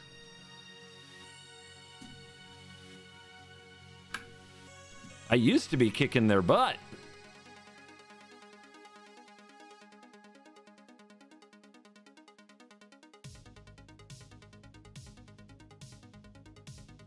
What do we got in deals? Gallia? Do we need Gallia? I don't play Gallia very much. Is 50% off. 50% off money I wouldn't spend otherwise. Nah.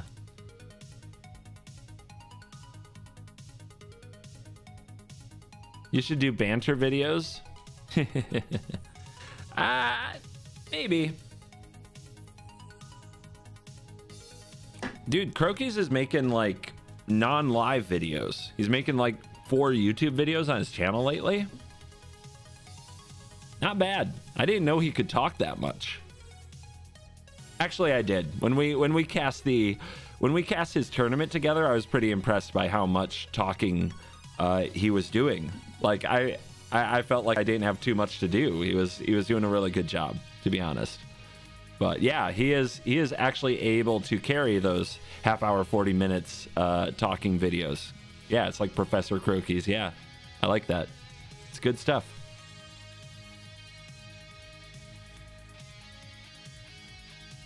Covert, I just started playing Magic, loving it so far. I binge watched your recent videos. I like the Rex video the most. Hell yeah. Hell yeah.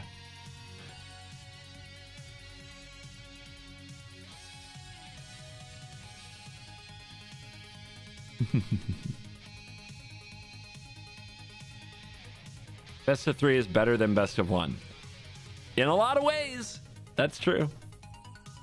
But not in the way that matters most. What people actually want to play. For I am a covert of the people. All right. Finish this Rakdos Atraxa deck. Finish the equipment deck. Gonna keep this around. So what decks popped off while I was gone? The Rakdos Atraxa deck with Cruelty of Gix. That popped off while I was gone. And take this off now.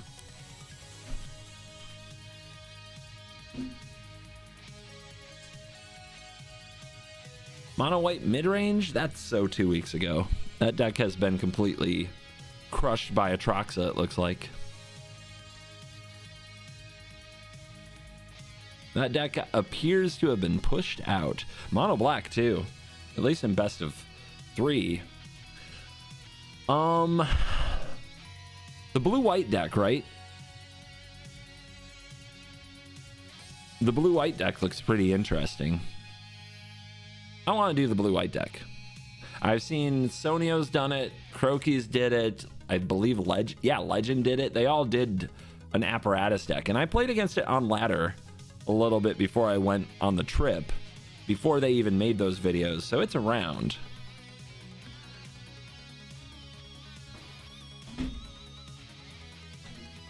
Feels weird for there to be a blue-white control deck I haven't played, right?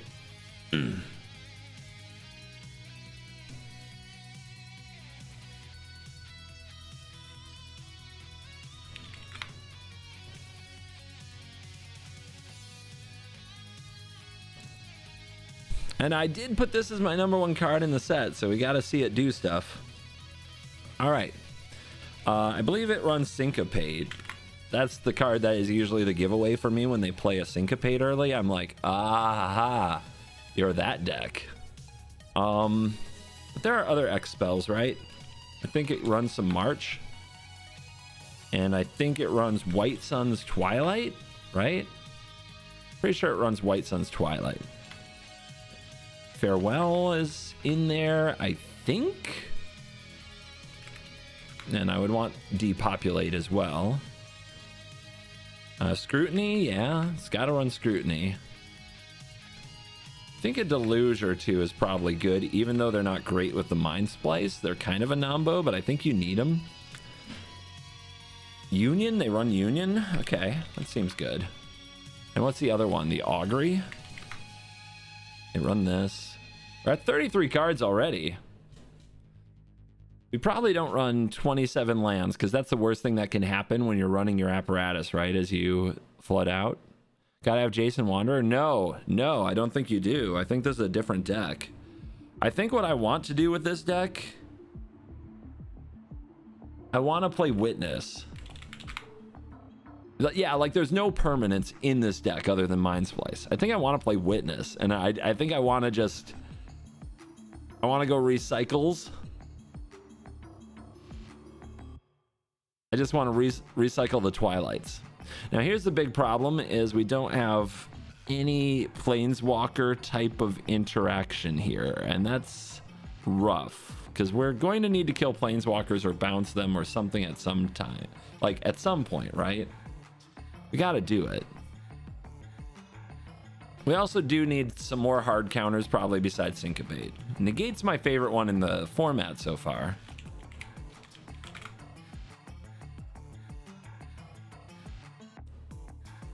I don't know how many we need. Probably not more than 2, maybe 1. A Devious Cover-Up is a fine card, but I think I don't want... I think I have too many 4s, and I'm just not... I'm not feeling that, to be honest. So we could run Absence. I hate giving my opponents the cards, to be honest. Ossification doesn't feel like it fits, especially with Farewell to Me. So I might just be weak to Planeswalkers. But there's got to be something we can do, right? Absence is not a good card, but we should probably run some amount just so we don't straight lose. But I wish there was something cleaner.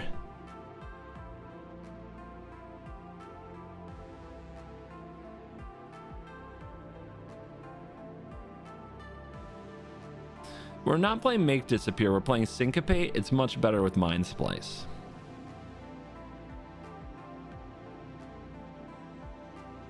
Honestly, we should run at least a Teferi in this deck, because teaming it up with Scrutiny is busto. Yeah, there just isn't much to do about Planeswalkers. It's like the blue-white weak point.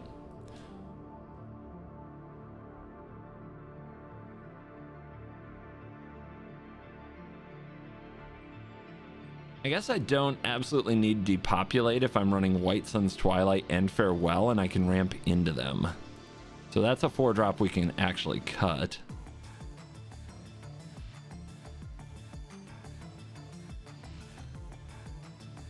I think 1 negate in best of 1 is probably better. You want Blue Sun's Twilight. It's a good card. It's a good card.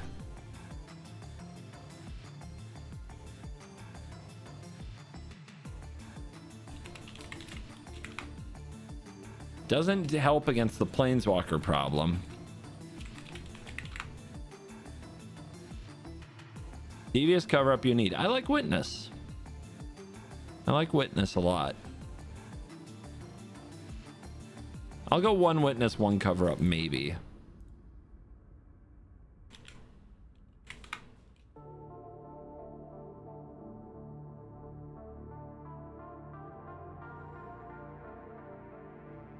But yeah, so now we have some solutions just kind of sprinkled in the deck to various bits here and there.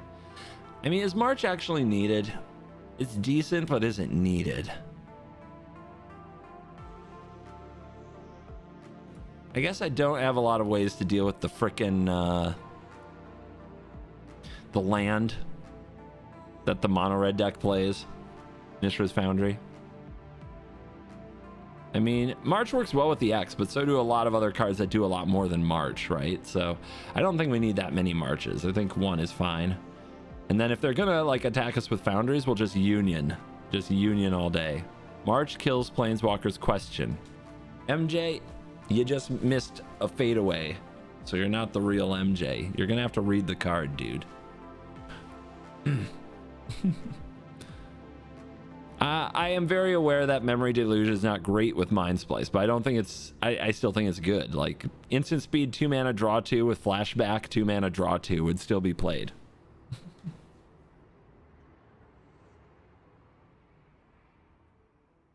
Would still get played, dudes. Vanish into Eternity is an interesting card. I think it's too much to pay, though. The only time it's good is with Mind Splice with multiple counters, which we can do better, if that's the situation. Streamer destroys viewer for no reason. What are you talking about? No reason. They occupied my brain with garbage. We should all be able to just verbally slap anything that does that. In fact, you all do it every day when you're on the internet. I just do it while being the streamer. Vanish into Eternity is free in the late game. I mean, in the late game, do we give an F? I don't think we give an F anymore. I'll try 1, but I have a feeling I'm going to cut it because it's not going to be good.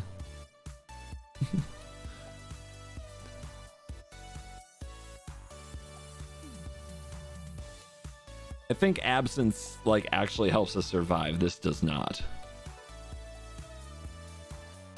Got 6 mana. I guess 3 mana to hit a planeswalker is not the worst. So we'll see. If I'm wrong, I'm wrong.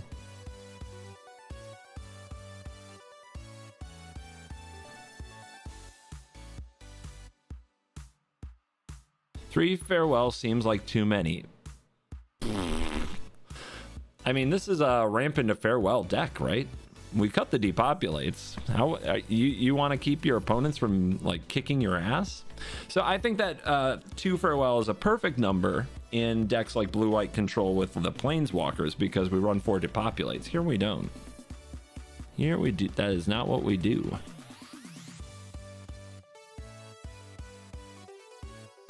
I don't know if 3 Twilights is going to be too many, but I like the life gain. It's just not very good early, that's for sure. Curve is decent, though, all things considered, but part of this curve is that it's got all these X cards, right? And they're not actually going to be played that way, so the curve is a lot worse than it looks.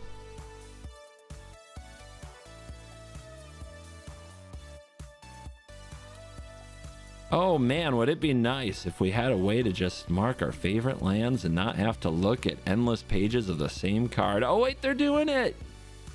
They're doing it. That's awesome. They're doing it, guys.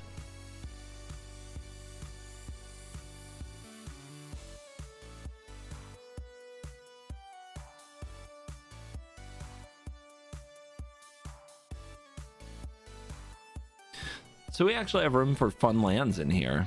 We can Mirrex. You want a Mirrex win con, guys? Do you want a monumental facade? I don't think this card is necessary. I think this card is probably not great. But the other thing we can play is we can play a demolition field or we can play a blast zone. Do you guys like the field or the blast zone? That many coasts? Yeah, 4 coasts always. I think these lands are the best. They're so good. Dude, we can proliferate the blast zone. That we have the auguries, right? We don't need more sweepers.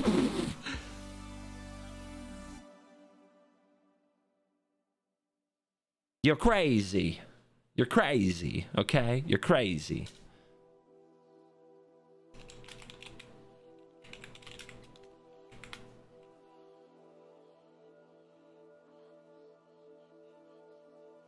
Oh yeah.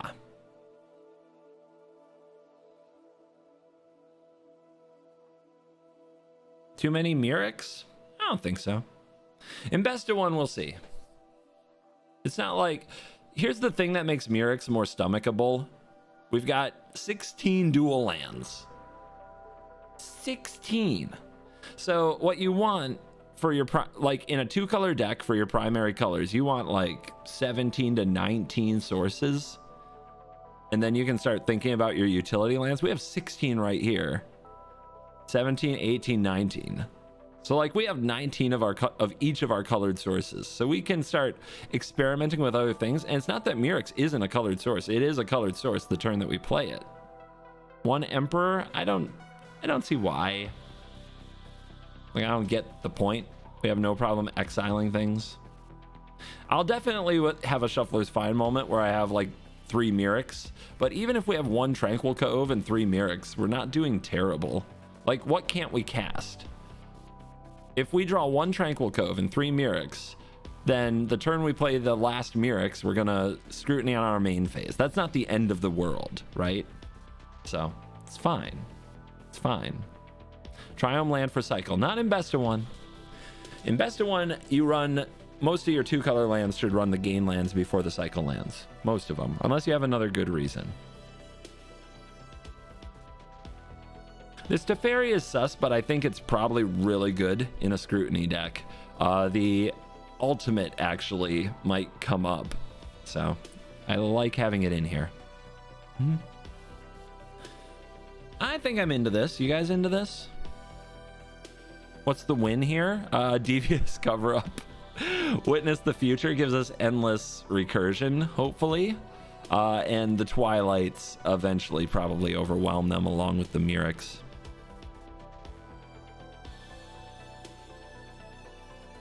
What's the win con? Patience. Yeah.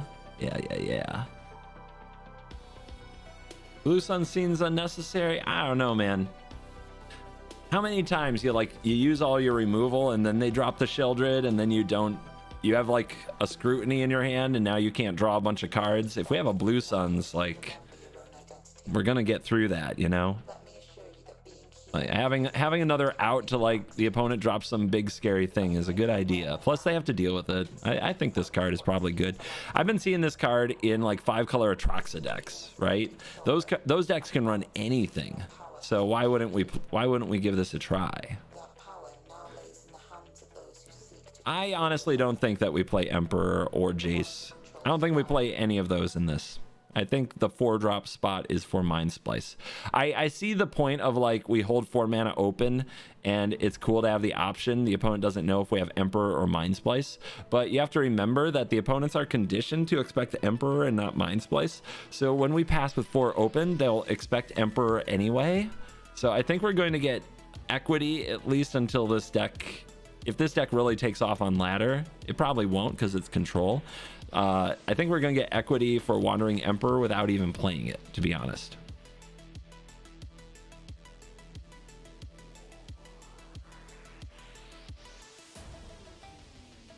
Otherworldly Gaze is horrible and suggesting it should get you banned.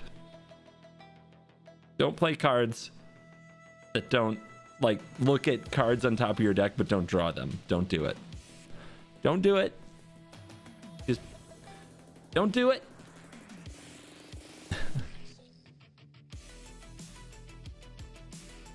All right. You guys ready to make a video? First, I'm going to check my spreadsheet.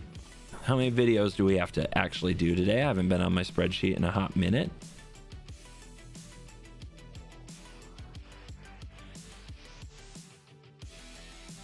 What is today? The 21st. So there's no video for tomorrow. We need to get it done. It would be nice if we did 2 standard videos today. It would be nice. I could finish my video for CoolStuffInc.com for the weekend. It looks like I already have my Magic the Gathering Arena video ready for next Monday. All right.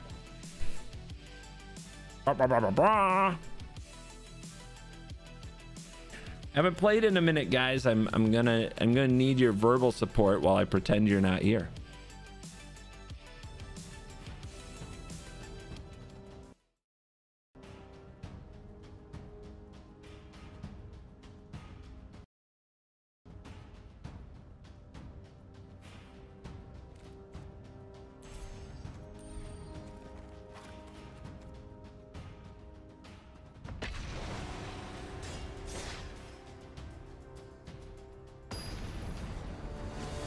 Snap pairing. You guys sniping me again?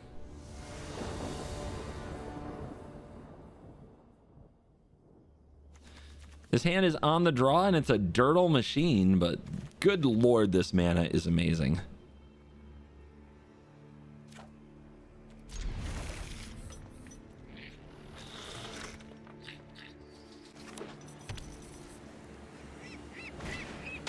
Skrelv on 1. All right, hard mode already. Skrelv can't protect anything from a blast zone, though. So, Thalia, just welcome me back to the arena. Okay, I accept your Dennick.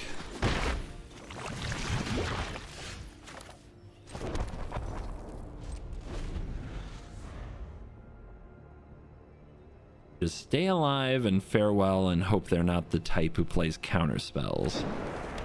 A lot of the soldier decks don't. They are the type that plays Foundry. Ooh, they're holding up Skrelv. Gonna defend the Dennick, huh? What else you got for 3?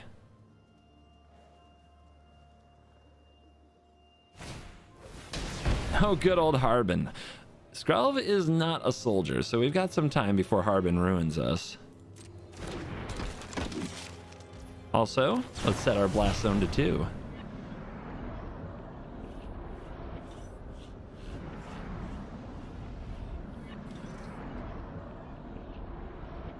I'm not in a hurry to Stone Rain myself with Farewell in hand, but it's kind of cool that we have the option of blowing up the 2-drops. Huh, would you like some land with your land? Well, we don't have a Murex yet.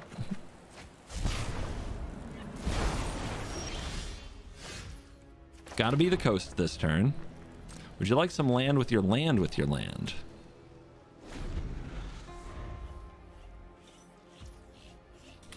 We go to combat. Skrelv staying open. What else do you play, soldiers, or do you pass here? Yeah, I think that they're worried about a board wipe. They also might have resolute reinforcements. Let's unionize. Worst card we could draw. And more land. This is going great. Great. So I think I'm definitely going to Augury this turn. I could threaten to blow the blast zone by having the 4th land untapped, or I could get this tapped land out of the way, but with so many lands in hand, I don't think it matters. I could also play Murex and threaten to make a Might. I don't think that matters. Let's just play like this. We might also have to Augury into a Syncopate or something of that nature.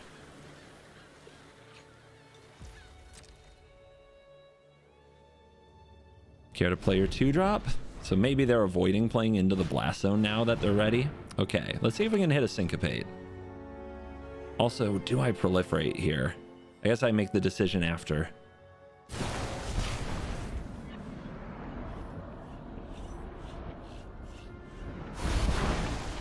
No Syncopate. There is an Apparatus and another Augury. It's a pretty weird hit, to be honest. But I guess it's an Apparatus game. How much time do we actually have? 6, maybe 7, into 6, maybe 7 means the 2 turns for Farewell are an option. I'm not putting the 3rd counter on the blast zone. Let's submit 0. I think 2 is better than 3 here. Teferi goes to the bottom. Don't worry. If we do our thing right, we'll get back to him. Yeah, they do not attack with Skrelv ever, do they?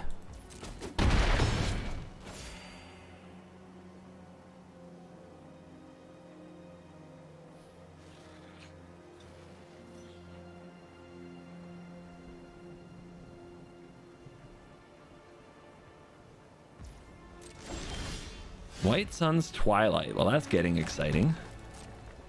All right, pass here.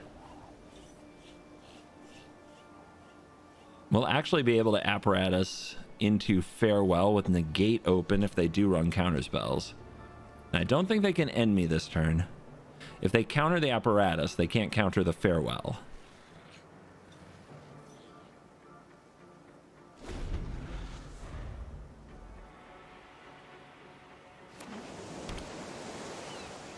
drew that land. Yeah. They're very board wipe conscious. It's gonna get close.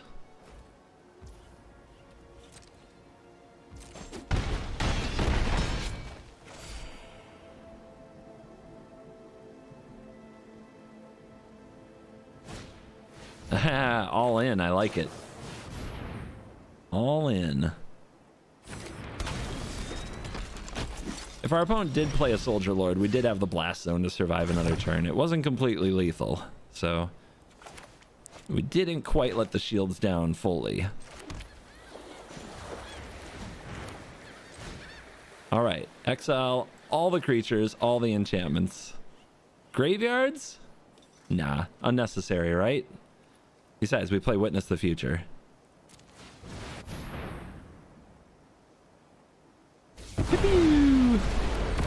All right, we're at 3. The opponent has the Foundry. If they had another Foundry there, they have us. But they don't.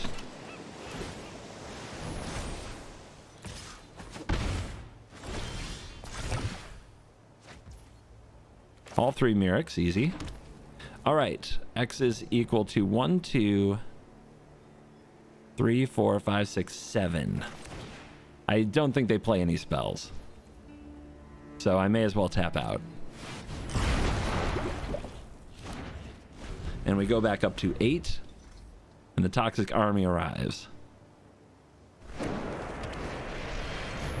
Brutal Cathar, okay. They also tap their Foundry, so they can't attack with this one. Double Brutal Cathar, yeah? All right, we need to draw a good card. I hear that's a good card.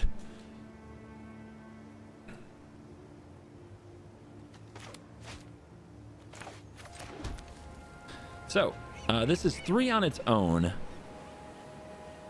think we go to like 6. If we go to, like, what does a White Sun's Twilight? We want another one for 5. So we need 1, 2, 3, 4, 5. Okay.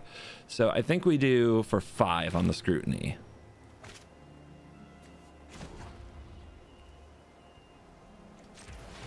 I guess we can leave Blast Zone up for the moment. Let's tap this way and this way.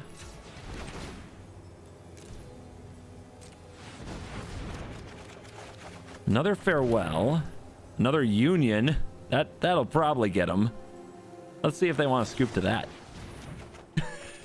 Wow, 16 life. I love it.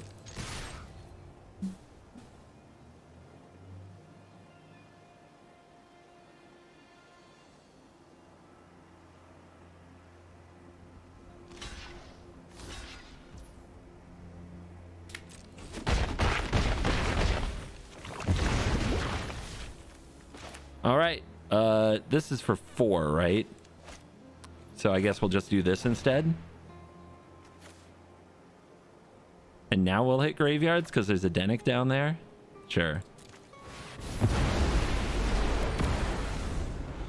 Come at me, bros.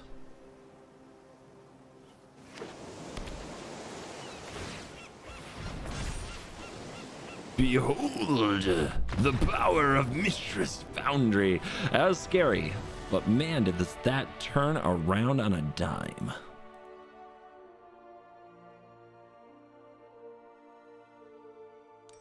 Chat, you know I gained life from the White Sun's Twilight, right? I was at 8. You guys are like yelling, oh my god, they missed lethal, they have Foundry. I was at 8. 8.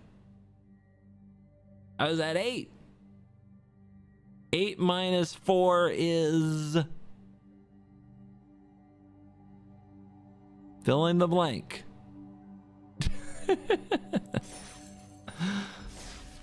Fill in the blank, chat. All right. Ooh. 0. Yes, of course it's 0.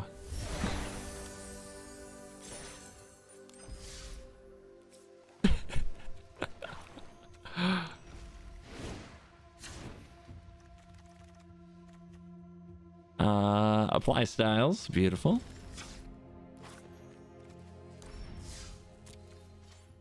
Double check recordings.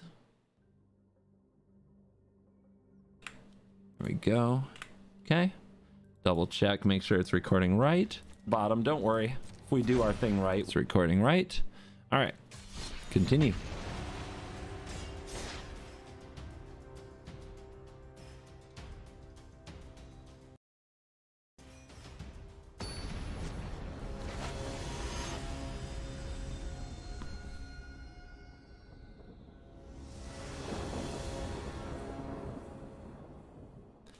Ah, yes. The hand smoothing algorithm doing its darndest to make sure that I get to keep my openers. Better, closer, warmer. I think one union should be enough.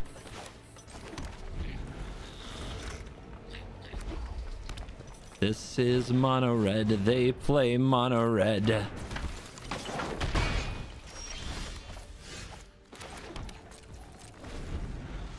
Can I get the other union back? They're just gonna play around the syncopate by playing all 1-mana spells.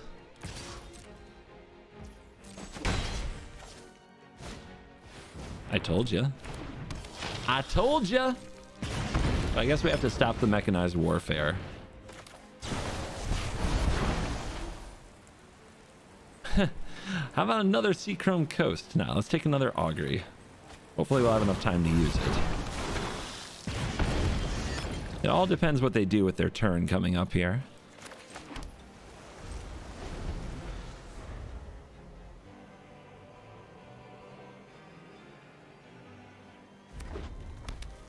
Mechanized warfare. Phoenix chick, okay. Yeah.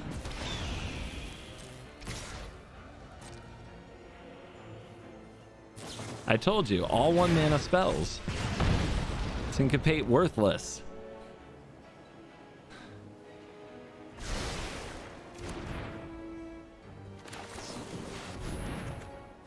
Fog. More fog. But I think I have to play a land, leave it up, which cost me 1 life.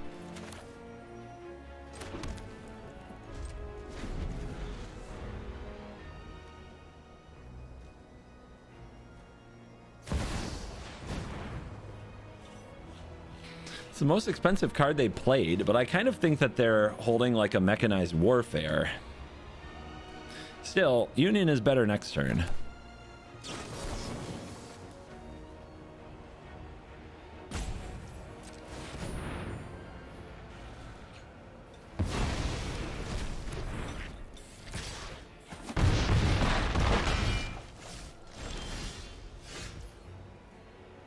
Eat life, huh?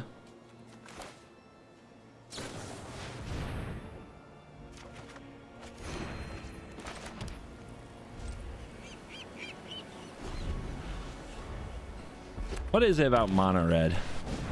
I always get to do this nonsense stuff. Pretty lucky drawing the syncopate though.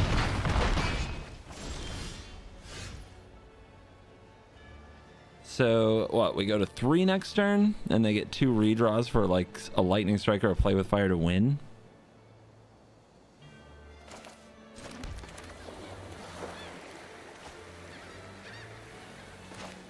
All right, make them find it. They might do it, but I think we need, actually no, we want to have this at instant speed. We might need to interact here. I was going to just draw 4 to give myself mass looks, but yeah, it's always against mono red that you draw all the card draw. And there's never enough time to use it, which is so heartbreaking. All right, the blood tokens are gone. And it looks like they drew either something they can't cast here, like an experimental warfare or a Raiju. I don't think they drew another land. There would have been a moment there to play it.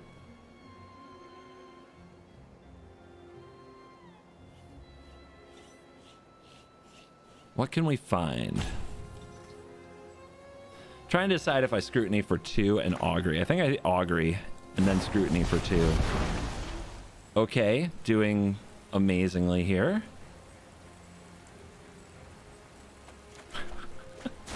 Kind of incredible, to be honest. Okay. You get the impression I don't actually ever stop creatures from killing me with this deck.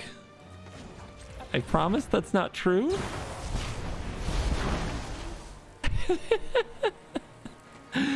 I mean, okay. We've had just nothing. We drew absolutely nothing in the top half of our deck. No White Sun Twilight, no Farewells. Just stone cold nothing. Yeah, what a beautiful game we've had. Uh-huh. This is just for the content. Shuffler's fine. Shuffler's absolutely fine.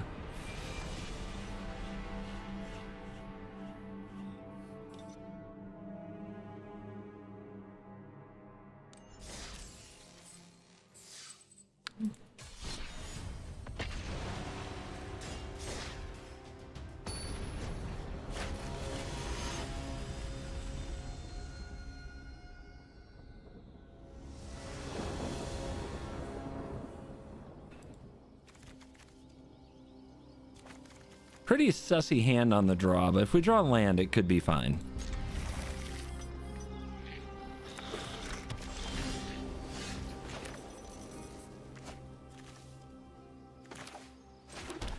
I actually like playing the beach tapped here. It doesn't give away the syncopate. If the opponent puts something on the stack and there's a stick, they might expect syncopate the next turn. And Valiant Veteran. All right, a grizzly bear for now. It needs help.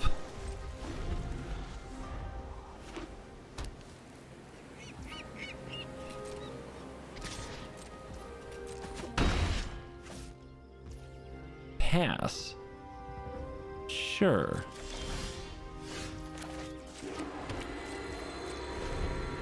What did they keep? I mean, if they had a Brutal Cathar, would they play it there? I would. Mural. Scary. Don't like that. I'm paying one extra just to be sure. All right, hit land. Easy.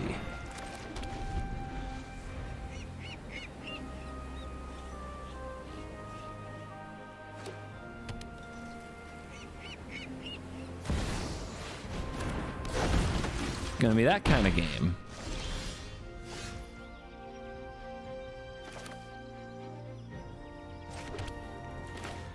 Gotta do it now. Mural has taken away our options.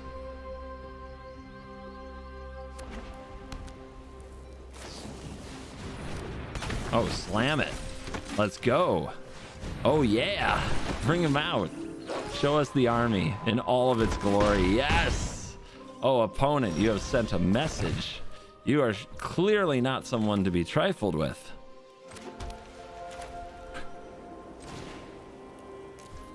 Never didn't have it.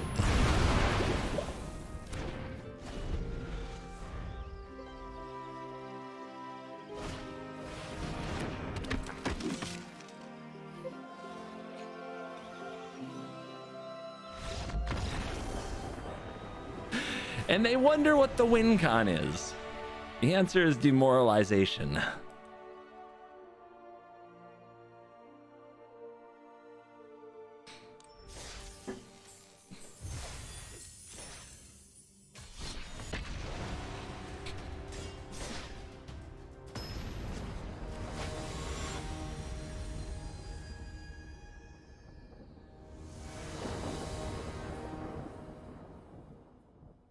On the play, we have Mind Splice into Farewell. Looks beautiful. We're up against Skeletor. Skeletor 1997. You're too young to know anything about Skeletor. So of course you're playing Mono Red. Mono Red players think they know everything about Magic.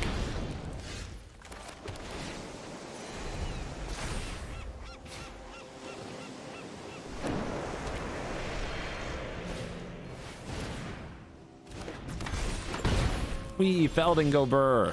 All right. Will we have enough time It's all up to the union of the third path, that's for sure.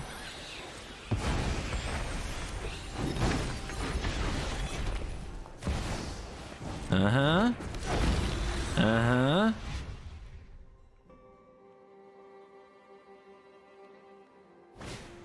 Yeah. Cool. Let's play a blast zone and scare them.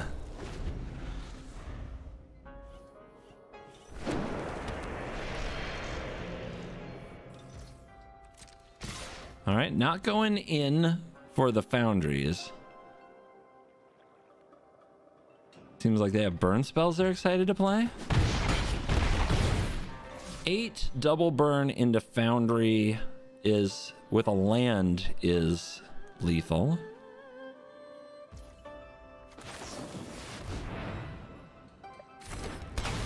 So let's see if they've got it.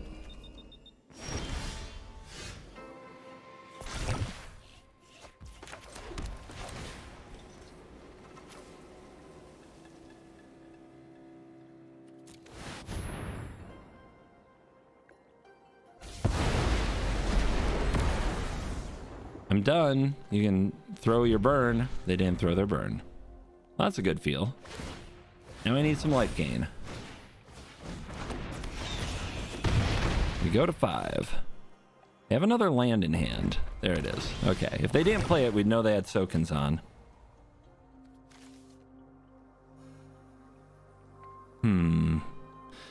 How important is it to hit the land drop? Not very, right? Blue 1, white 2. Yeah, we should be fine. Just hold open. Think we can do it from here. Of course, multiple foundries could be an issue if we can't find life gain.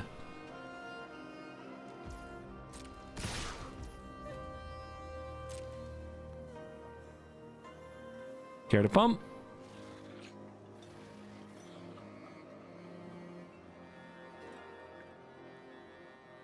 Come on. Blazing Crescendo, even better, right?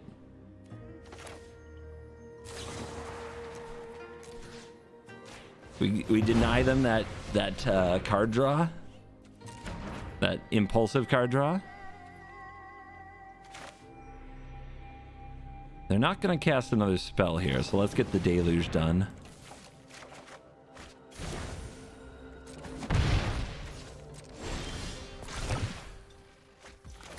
Getting there. I do see 4 damage though. We do have the blast zone if they go for that, but it's so expensive. I really need them to cast another spell. Part of me says I should draw 3 and try to find a union or other instant speed interaction. I probably shouldn't have played the coast if I was going to do that anyway. The mana could cost me here.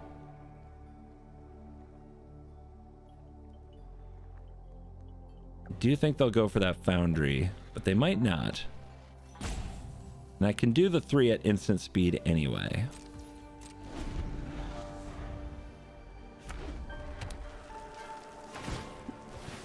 All right, getting scary.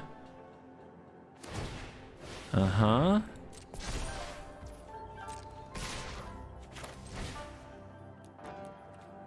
Wait, cancel.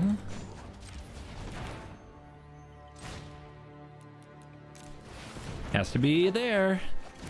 Didn't find what we were looking for. Sad death. It happens. Mono red is probably always going to be the arch enemy.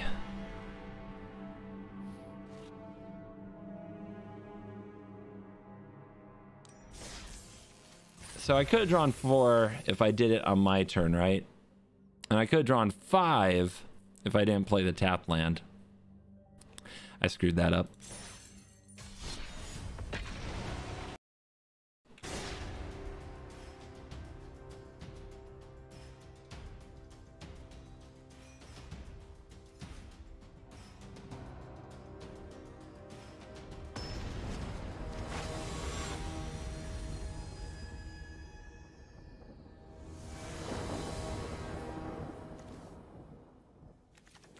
On the play, could be a good hand.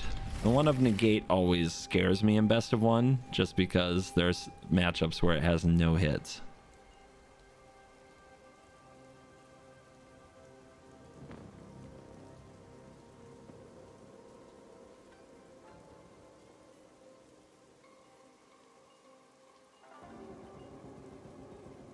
First 4 games with the deck, we've only played against aggro, which is kind of depressing. It is a best of one staple, but there's got to be some mid-range out there somewhere who want to see all their spells countered, right?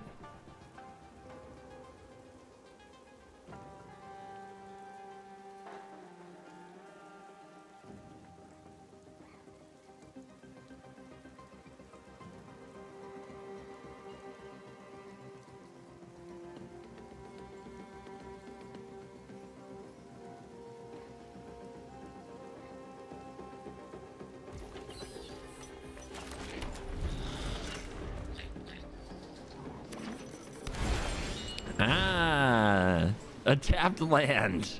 Mid-range is alive.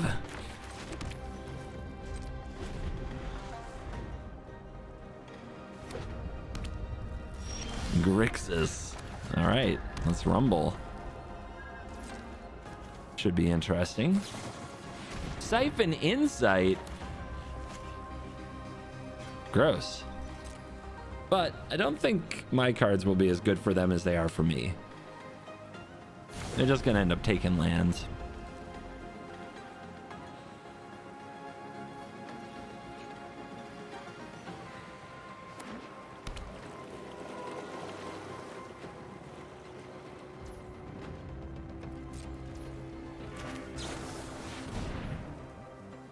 You want to counter that?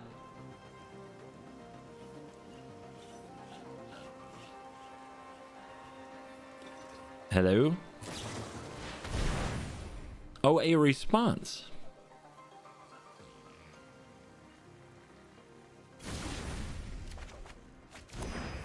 Not the best card to draw, but I'll take the land.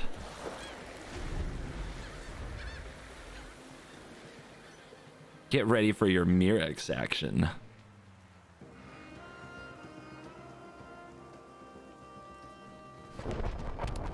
Blast Zone, is that mine? It is.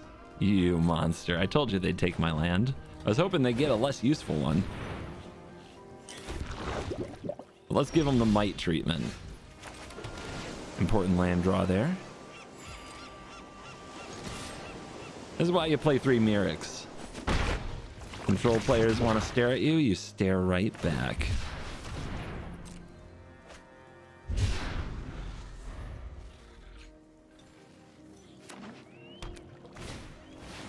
Fable. 2 mana open for a make disappear, probably. Let's do it.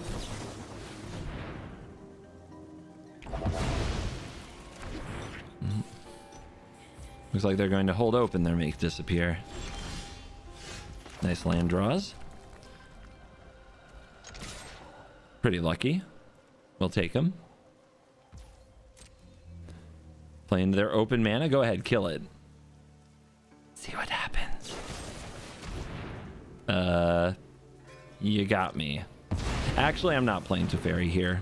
With them tapped out, they'll just invoke Despair on their turn. Teferi's gonna be chilling for a long time, I think.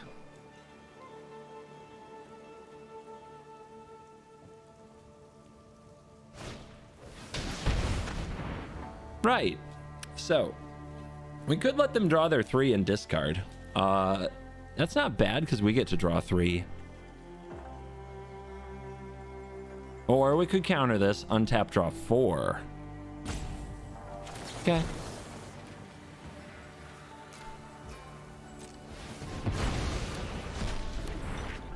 Seems good.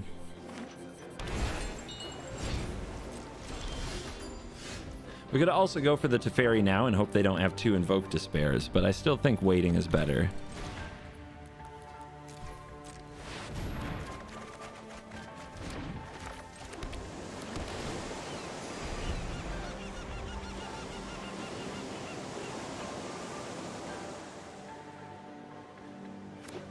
So, double invoke. Now's your time.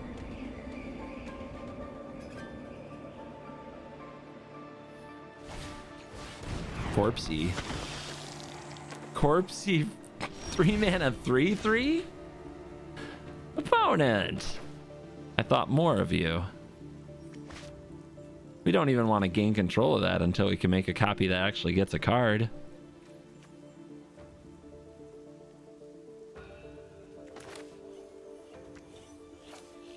I mean, they do have Sheldred's Edict, so it's not like they can't kill this. Maybe we just play it for the card.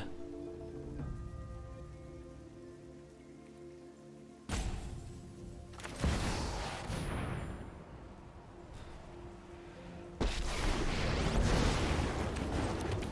matter the time or place, I'm ready to win. Another mystery solved. Feels good.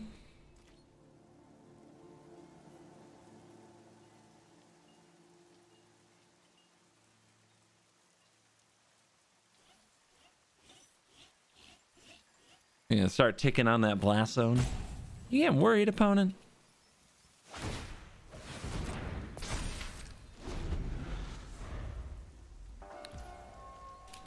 If they attack the Teferi, that's really good for us. Means they don't have a spell answer yet. Can't afford distractions. Unionize. More union. Ooh, ooh, ooh, ooh. Keep it coming. I am here to More life. Oh, baby. I mean, it's a lot of land. But it's cards to discard. We're at 44. We might get ground out, but we're not getting burned out.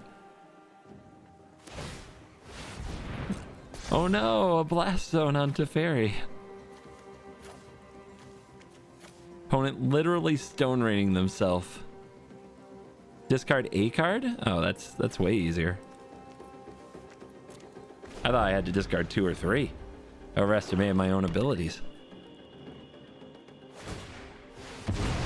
Boom shakalaka. Even I don't know everything about chronomancy. So you don't even want to kill this. We have 44 life. Just take it because they'll play another appraiser. I mean, they wouldn't run this out, I don't think, if they didn't have another, and it explains why their hand is doing nothing so much. You killed the Teferi! Are you scared of the Mirrex? Where are you going? I thought Grixis was down for a grind.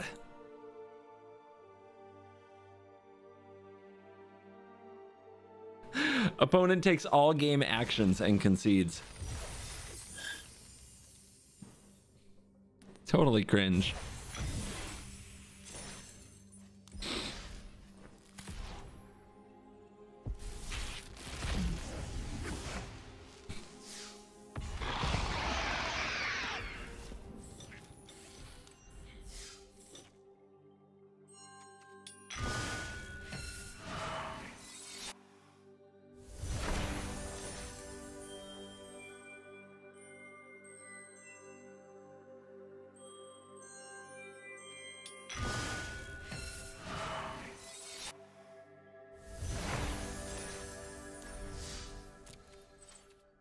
Wouldn't be me, man. Wouldn't be me. Mono Black list hit Mythic for the first time. Love the content. I would say your name, but you gotta choose one that's easier to say. Random first time chatter. All right, on the draw we syncopate things. Can't really get rid of it, but don't love it. Might be too far behind. And it looks like our opponent is going to get a 2-drop here, and if it's a Thalia... Cool. Love it. Love that for us. No other white cards to pitch for this March either. Uh-huh. Can't syncopate it. Thalia too strong. Can't syncopate it. Thalia too good.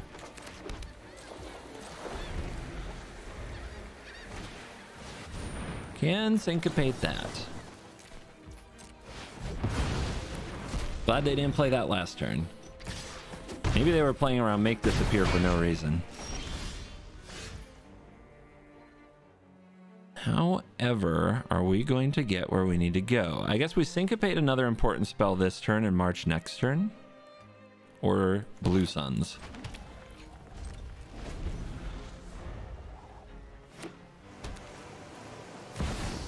Yeah. Yeah, that was right.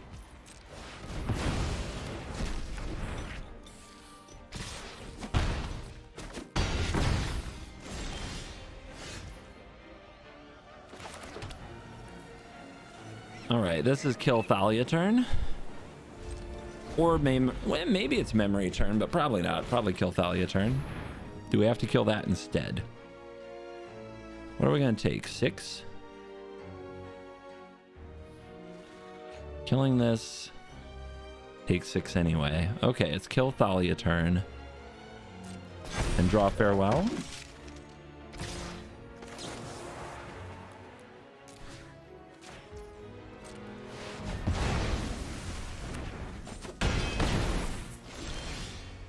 You're not Farewell.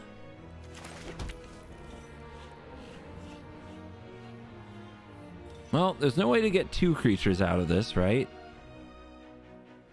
Is there a way to stay alive? If we draw Union, we don't gain enough. All right.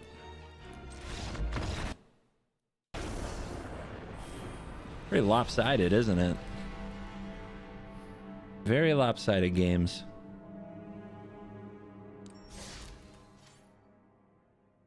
Yoink their Denic. It doesn't untap, right?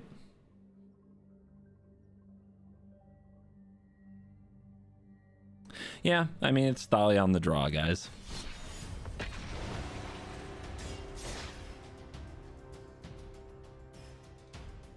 Needed more for the copy. Yeah, needed one more.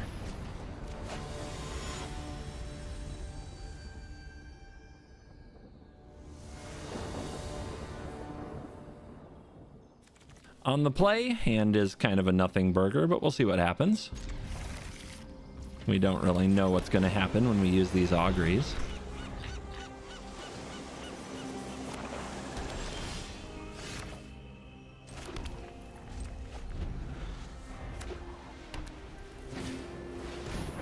Vran, Executioner Thane. Okay. I want to make creatures die.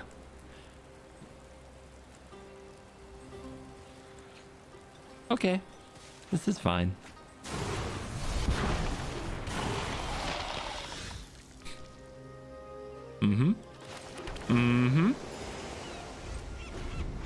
Continue. That's really good. That's really good when you can't do anything about it.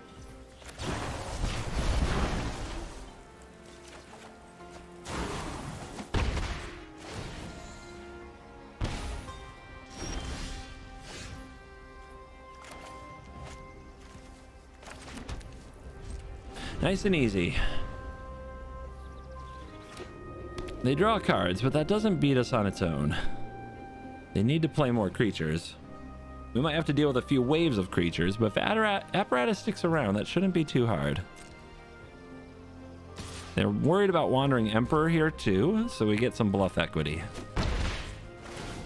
I don't usually get bluff equity on Twitch. Kind of like it. Radadravik, okay. It's good against the White Sun's Twilight. It's bad against Farewell, so we have to find Farewell.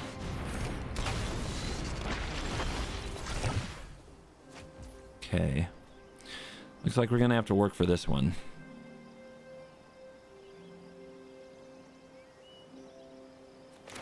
Start with an augury. Another White Suns means we might be back-to-back White Sunning. Yeah, I mean, I'm not taking the land.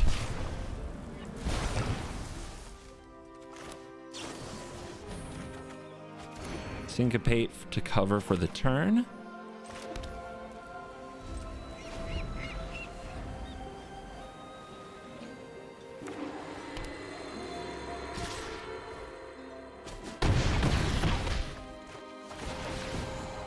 Don't forget your card draw.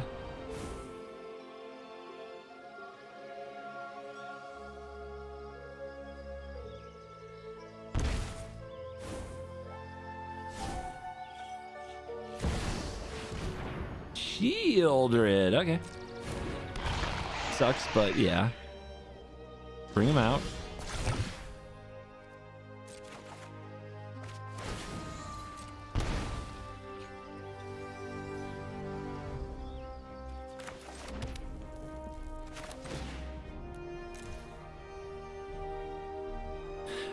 Do we need to leave mana for Syncopate is the question. I think so. I think we should.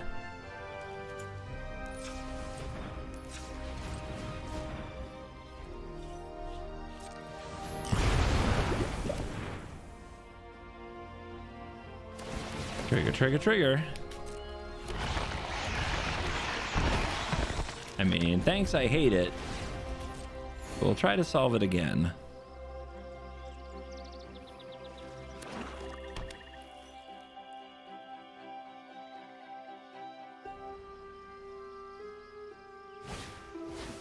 Add a line, sure.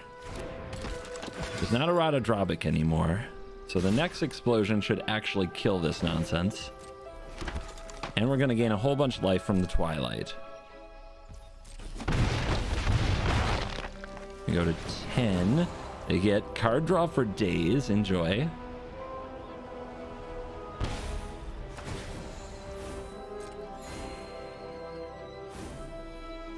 No more? What a coward. They were gaining 2 life as well. They just don't want to discard to hand size? It's weird. Somebody get this person a Reliquary Tower.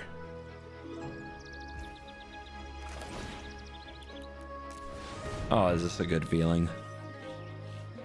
2 mana, draw 3 instant speed.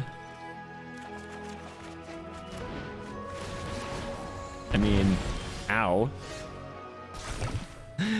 It was a better, it's been a better feeling. 2 mana, draw 3, lose 6.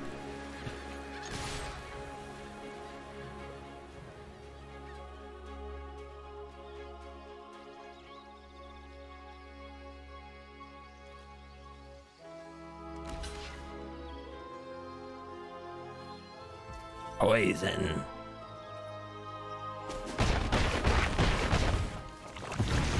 Now we'll see what the opponent had prepared for this moment. They probably should have seen it coming. So that's 1, 2, 3, 4, 5, 6, 7.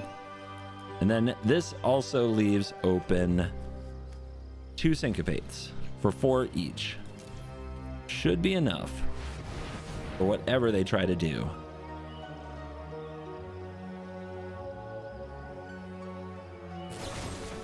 This crafty bugger. So this dying is going to make me lose 2.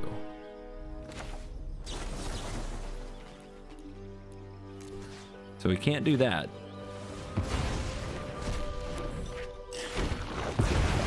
So we go to 9, we lose 2 from Bran. Almost got me there.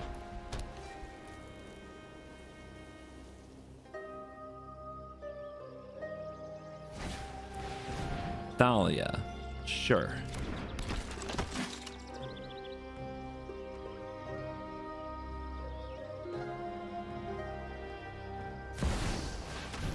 Sink for 3.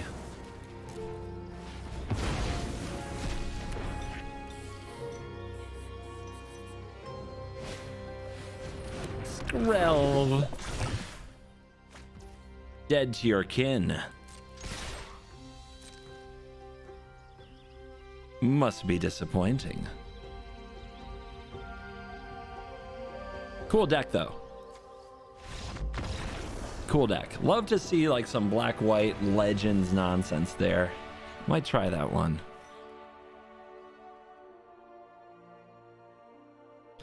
Problem with that deck is it feels like the feels like Esper's got to be better, but it's got about probably like 80% of what makes Esper good, so I should probably try it just to shake it up so I don't call the video Esper so people watch it.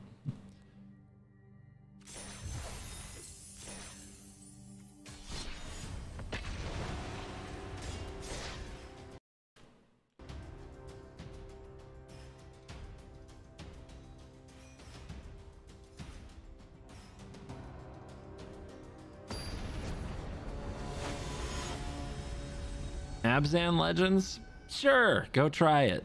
See what happens. Call me. Shuffler has delivered us a painful opener, but I can't turn away 2 Syncopades, so I'm going to keep it, and I'm going to enjoy this mono-red experience. Oh, black. Okay, okay. We'll probably never see a source of non-painful mana. They'll just be the colorless lands. Doesn't cast what we have in hand, though. Maybe I play this and proliferate it, but I have a feeling I'm going to syncopate here, and I am.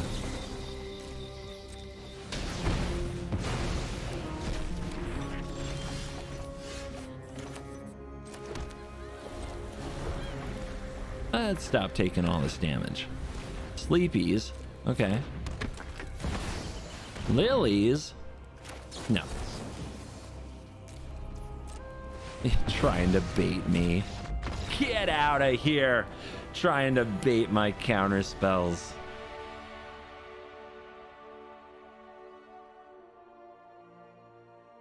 Nice.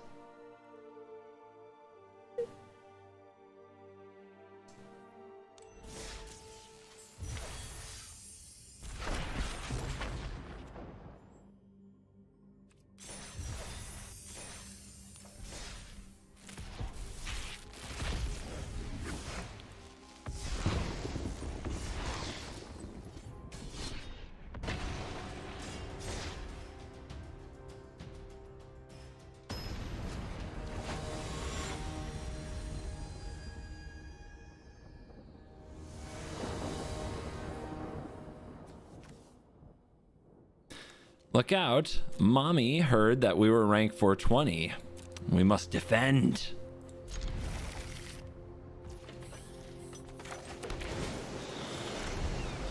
Come on, Mommy. Don't be too aggressive. This hand is for slow decks.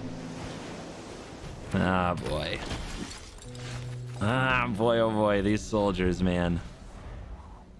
These soldiers, they don't know when to quit. Great. And for some reason, my deck is always stacked in a certain order when I play against this kind of crap.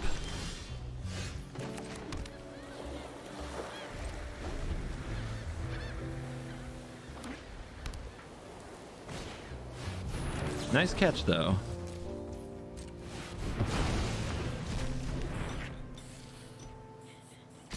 Really needed that. But we don't have much this next turn. Okay, that's good. Hanging in there. We can take 4 for a couple of turns. It'll give us time to get Mind Splice down to, like, stop the impact of the Thalia.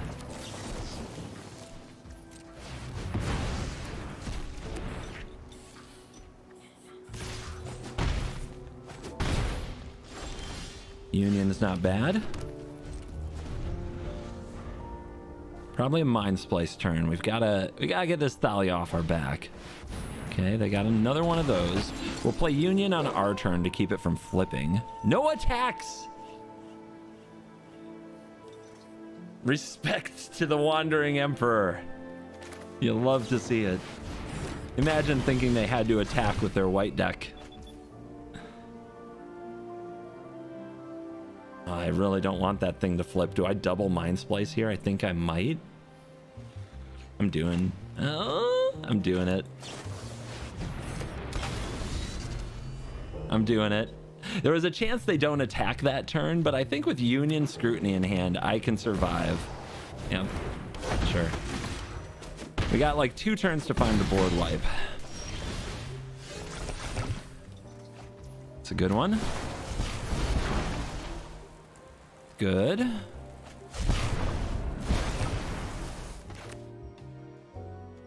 All right, this we can tap. Then we want, so that's 6. No, 5. Really? Oh yeah, Thalia.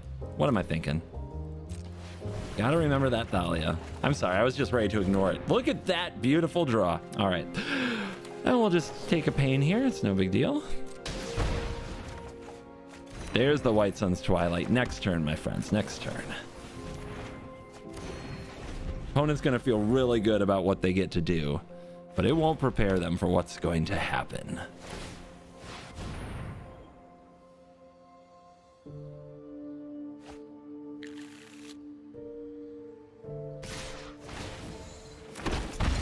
Owie.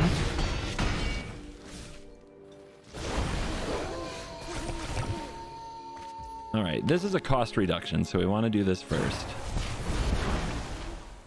Hello. More of that would be nice.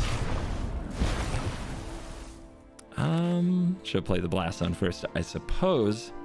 So we want to leave a blue up.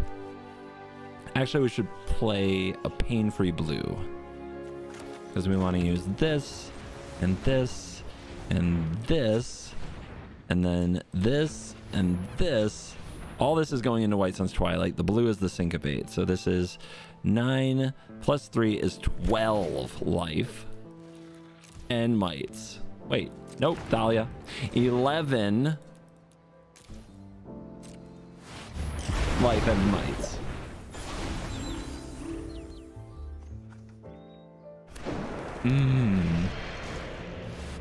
They tried so hard.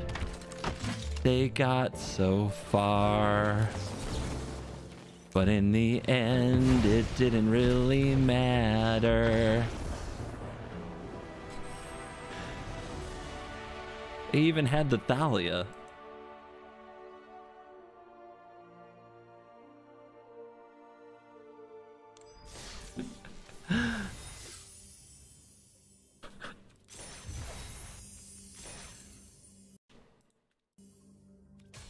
This deck is fun. When it works, it really works, doesn't it? The opponents basically need the ultimate, like, aggro draws. That's the only thing we've lost to. I think mono red will probably always be bad. Need, like, a perfect draw to beat mono red.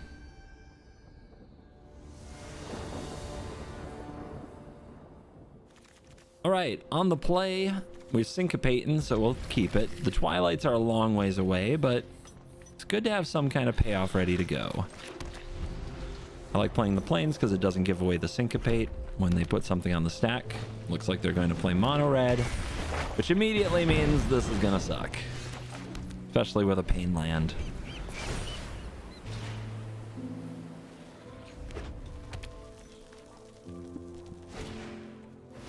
Yep, play around the syncopate, easy. Just everything in their deck costs 1, so it's pretty straightforward.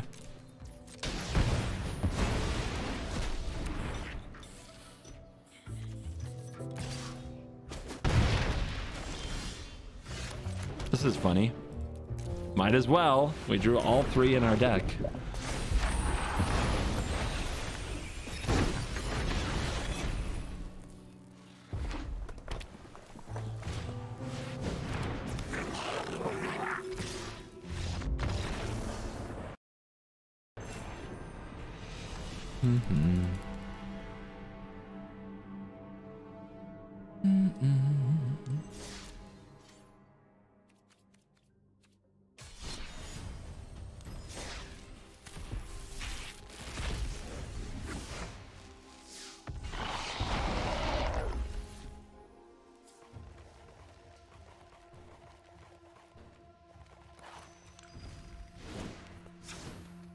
Needs more cheap removal, and it doesn't need more counter spells, so the negate can go. I think 2 White Suns is fine because we dig enough to find them.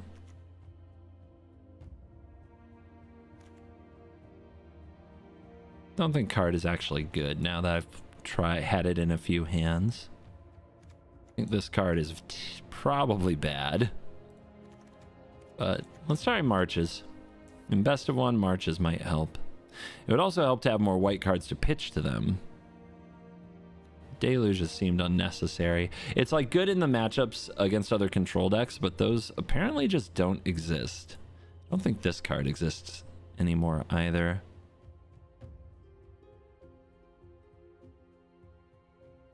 I'll just go with Absence.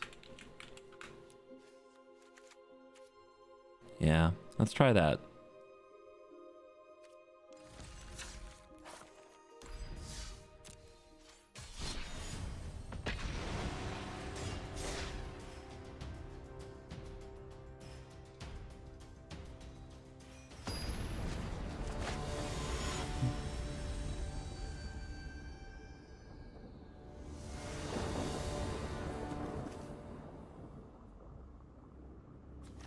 You go first. I love it. I love it a lot. Gonna play a few Fateful Absences here. See how that card stacks up.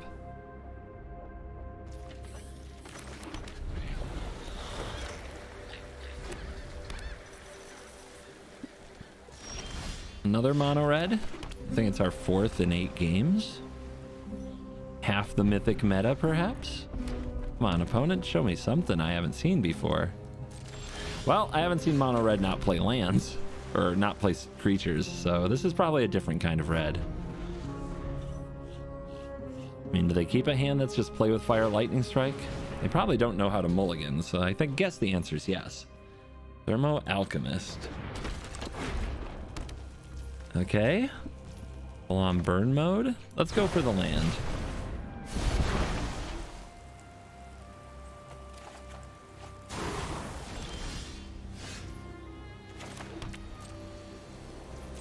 Gotta get these apparatus cooking, but we're probably gonna take a good amount of damage from this little guy in the meantime. I think it's worth it. Yep, impulse.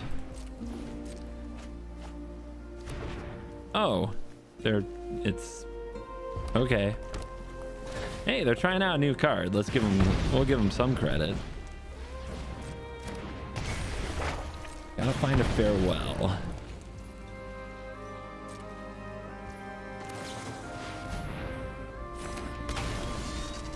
Start the party.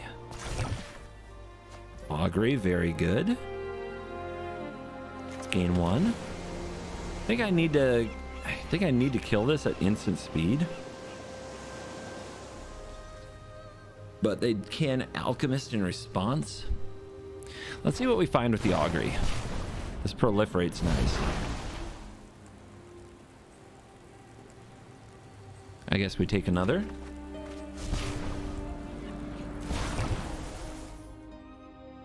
Not proliferating the Saga. Thought about it, but no way.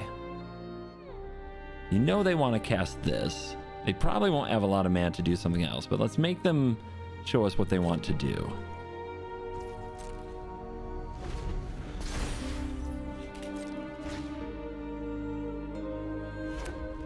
Yeah.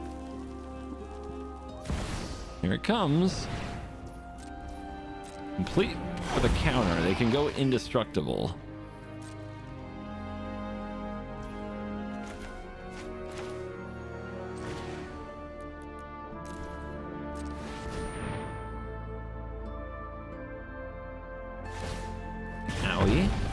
What else you got? This is where Farewell is a very good card. They scry to the top. March is a good card too.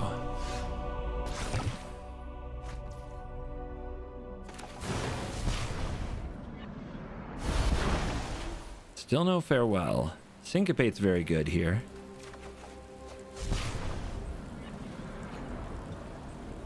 I think I'm casting this other Augury, so I can decide then whether or not to flip the Kumano. I need to flip it if I'm going to do a Twilight. I don't need to flip it if I find a Farewell.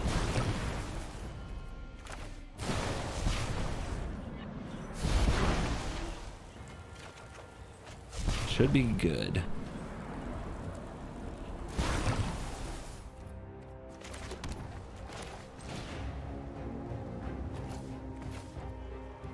Any reason. If they play... I do have enough to counter Bloodthirsty Adversary. I still think I should do it.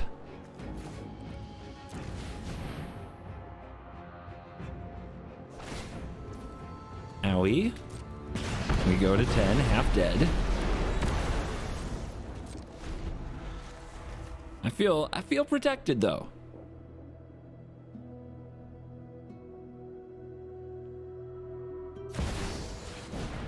Chandra. 1 mana, 5-point syncopate. Let's go.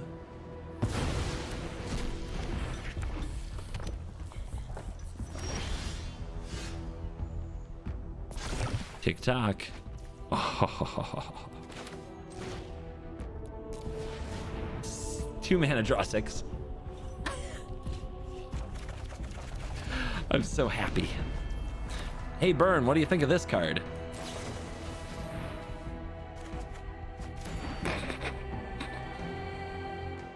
All your efforts for nothing. WinCon Online.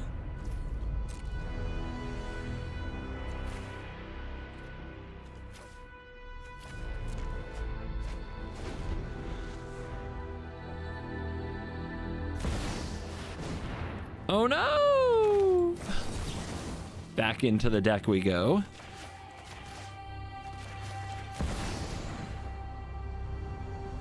Disgusting. Disgusting. Somebody call the ambulance. But not for me.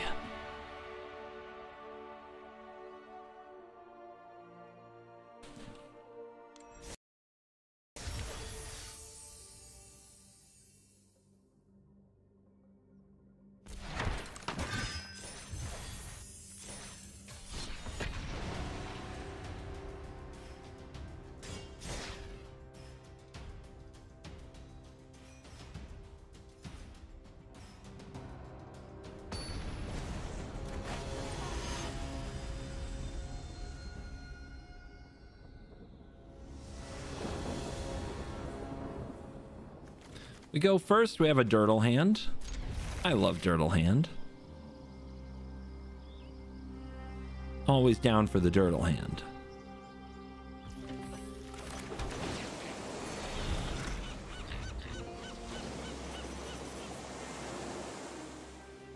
Opponent has J sleeves, but they're playing soldiers. I had hope for them.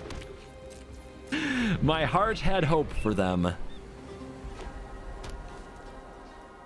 What is their mana base? What? You need white cards in your soldiers deck, probably. Opponent? Somebody send him a memo. Alright, need the land. I guess I'll take the untapped land. Yep. And then we'll witness the future. Want to get this played.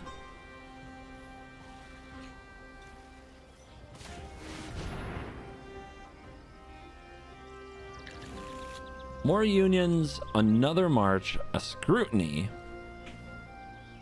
So we have enough land almost for farewell. We need enough time to cast it. I think I want the scrutiny because this sets up a curve of next turn we union or march. The turn after that we scrutiny. The turn after that we farewell.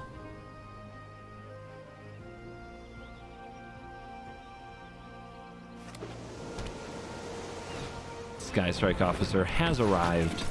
Opponent is confirmed. They are playing soldiers. They are real gamers. Make you think wandering thoughts.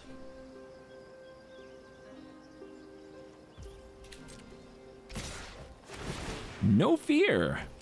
It's like they know. 3 mana open. I think that they have another Sky Strike. They did keep this hand, which doesn't look like a very keepable hand. They might also play their own interaction. So we're going to chill. Probably Union. The clock isn't fast enough to kill us if the farewell resolves. Yep, they have another Sky Strike. So that's why it's not worth it to march there.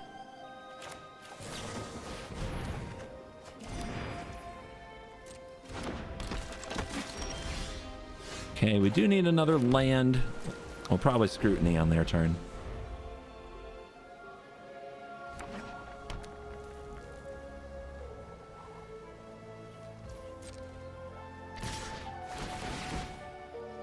The triggers are coming.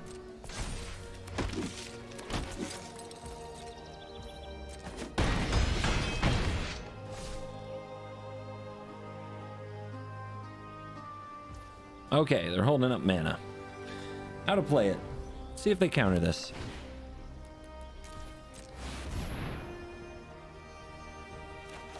They do not.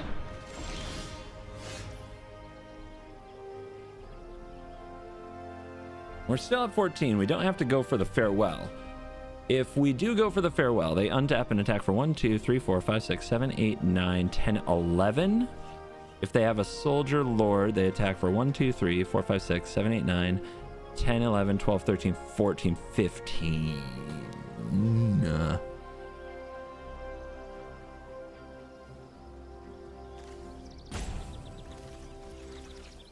So there's a few ways that we could play this. And I actually think we want to take our time.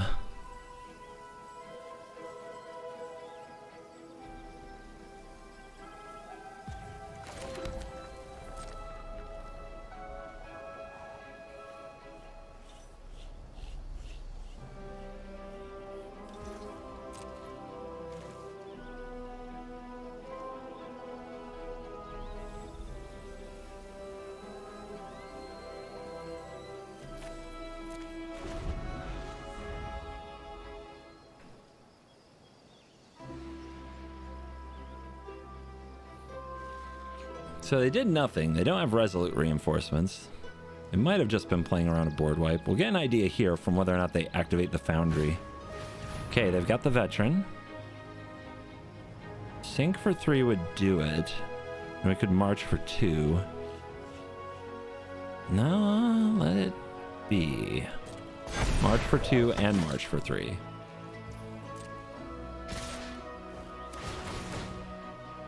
Point your thing. All right, resolve that. Before these resolve.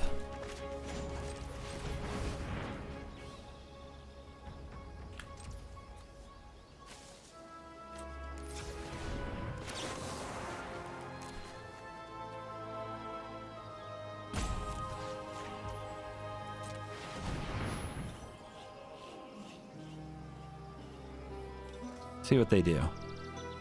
This is where, nope. Okay. So current take 1, 2, 3, 4, 5, 6, 7, 8, 9. 9.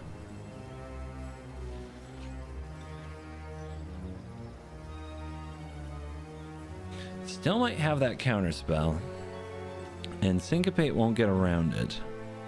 I'm trying to think of how we keep from having to do anything next turn.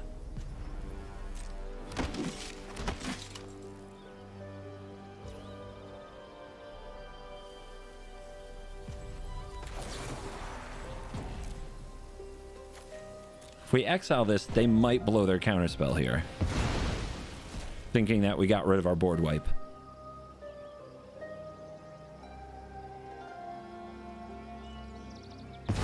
Okay, still taking 6, and then 1, 2, 3, 4, 5, 6, 7, 8, 9. We're not dead next turn if they don't add to their board.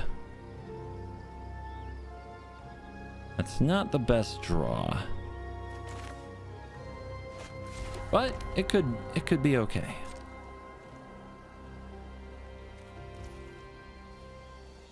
So we can draw for 2, Iganjo this, yeah.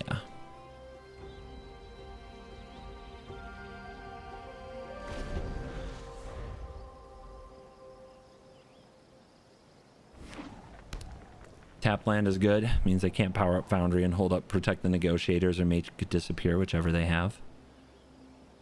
The Syncopate won't protect us from Make Disappear. I'm hoping it's Protect the Negotiators.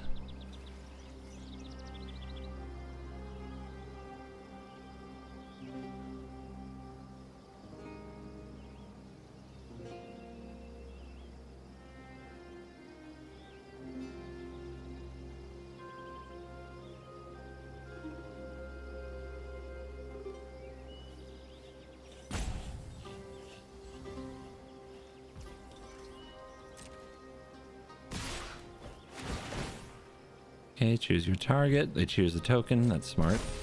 1, 2, 3, 4, 5, 6, 7 is not 8.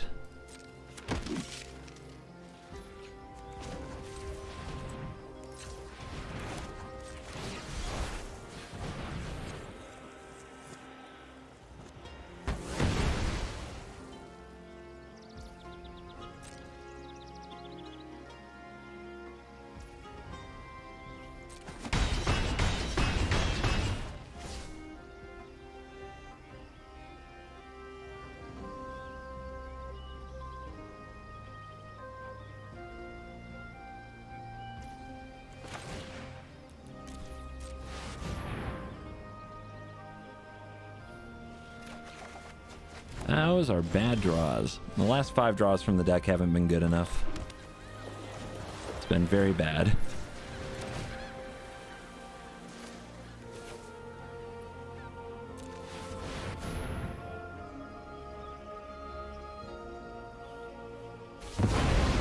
Okay, resolves. Unfortunately, dead now to the Foundry. And I think they know. If we had a March, we would get them here. They're going for it anyway. I wish I could have seen for sure if they had the counterspell or not. I think they did. I think they had it. So I think they were protecting from a March because they had enough mana to do it and they knew it.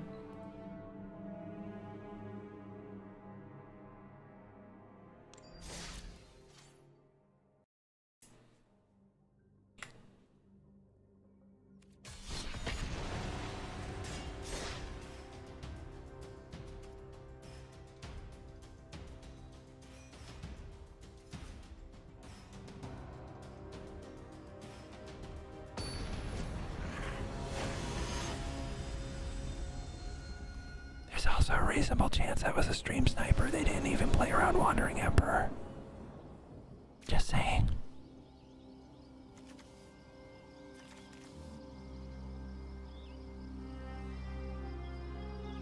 They only played around our hand. And exactly our hand. That's how you know.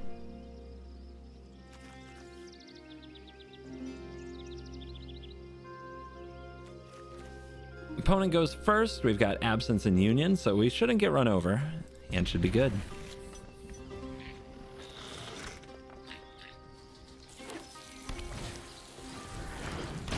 All right, turn 1 frontliner. Never seen such a play before.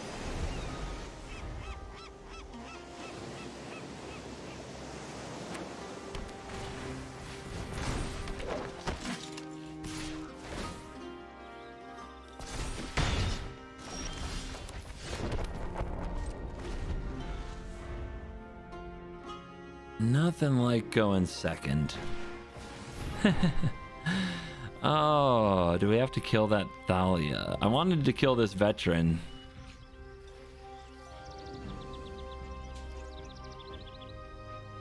That's really rough. That hurts a lot. Because otherwise we're just taking 5. So then by the time we deal with the Thalia, we're at 9. Then we're casting Unions. It could be okay. Yeah, we have to deal with the Thalia, I fear.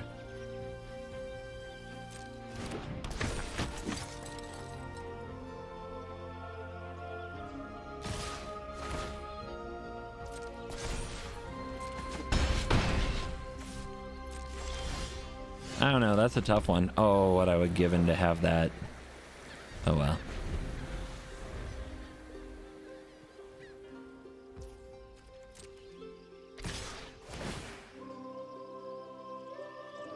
Yeah, they targeted the veteran, not the Thalia. That's good.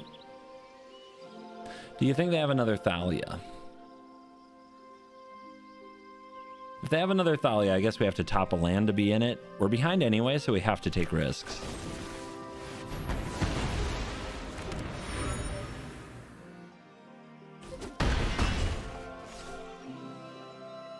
Oh, I like this. Crack the clue. Still mana screwed. Love this for us. All right. Union. Land.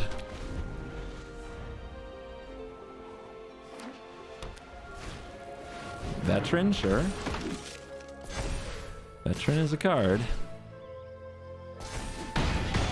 Down to 10. Do we have time for a Mind Splice?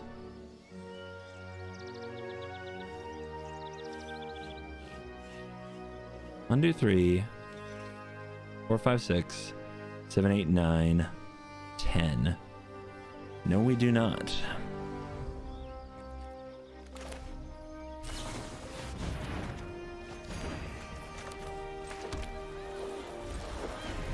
How are we going to buy 2 turns?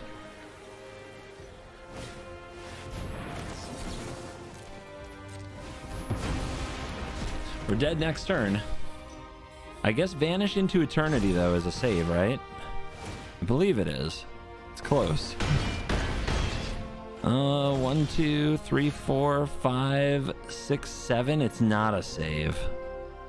Unless they put the counter on the veteran.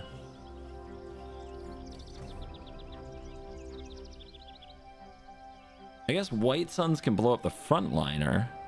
So they should put the counter on this veteran, right?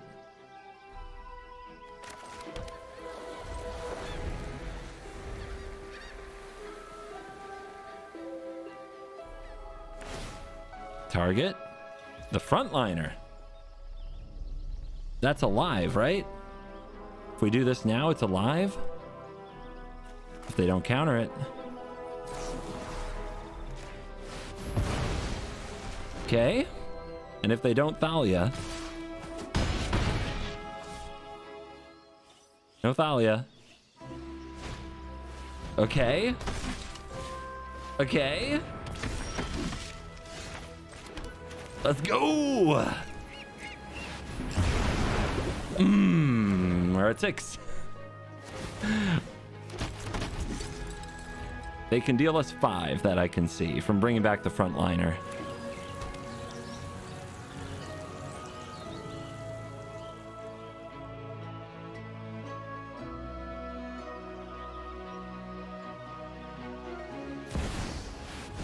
Sure.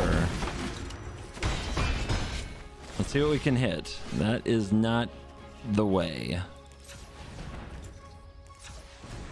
Augury. Make it good. March. I don't believe March is the way.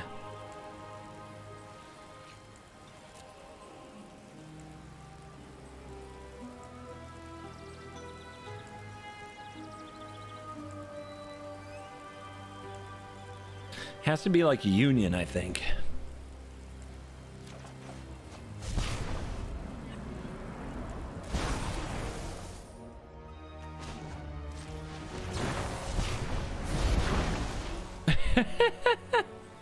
So you said you wanted to march.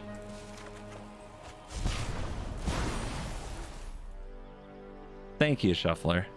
You're fine.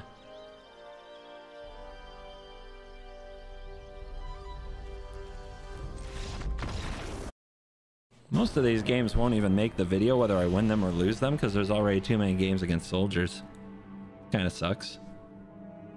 I would like to play some different decks. I'm gonna go get a drink.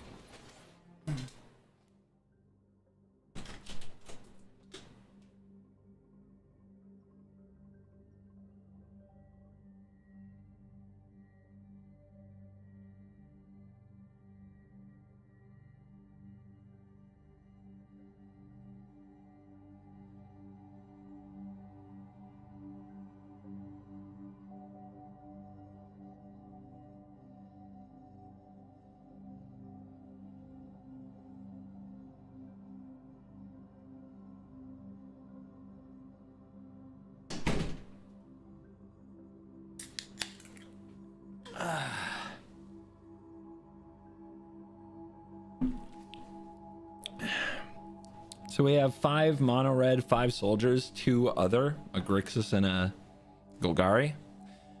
It's not a good video so far. There's got to be some other decks out there.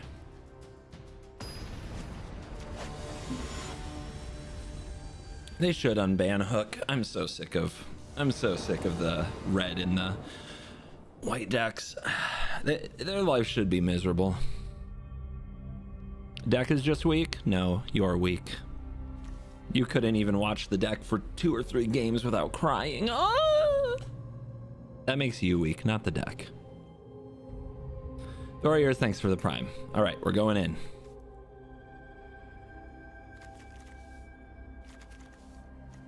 It removes some stuff. Let's try it.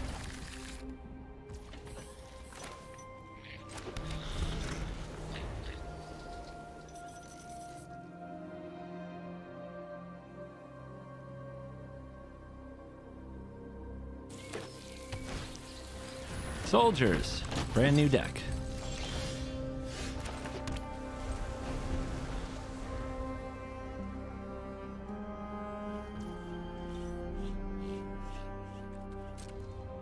I think we'll take the recruitment officer. We have to be ready for something like Athalia. Let's at least see their play.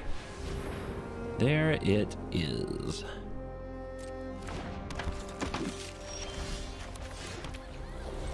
Tick to the talk.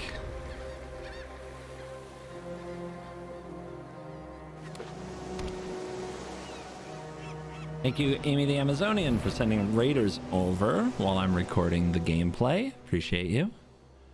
So I think we're actually going to absence the veteran. It causes too many problems for us. And then we can march the Thalia.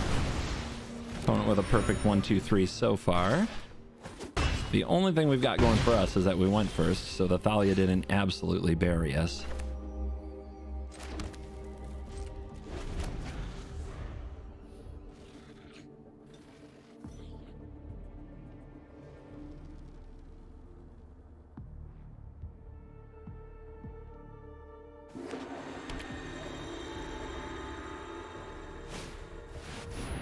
Wow. So it's gonna be like that, huh?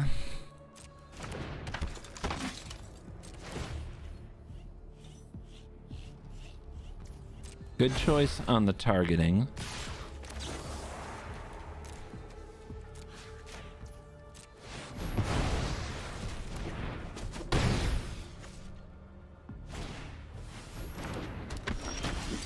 Is that lethal next turn?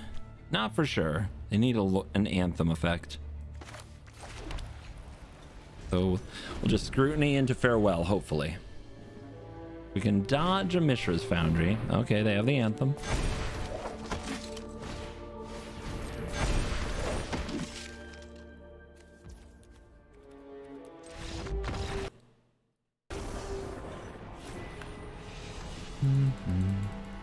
That was fun. So we've now played 6 soldiers, 5 mono red, and 2 other decks. I would appreciate you soldier players stop stream Q sniping me. Just a request.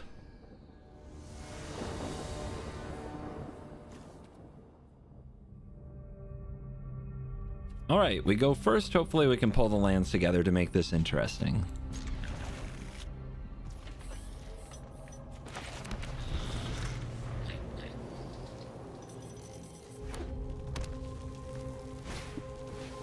Looks like mono red.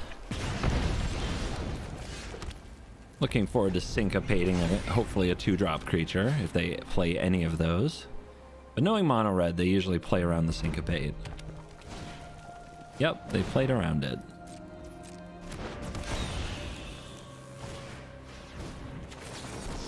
I guess we'll do this.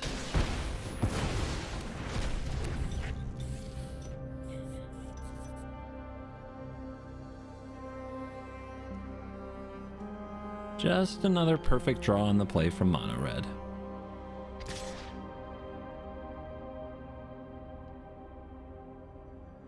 Now they're roping me. Come on, guys, stop with the Q sniping, please. I know it's exciting to see yourself on the screen, but like, really, you're being very obnoxious. You're going to make me end the stream.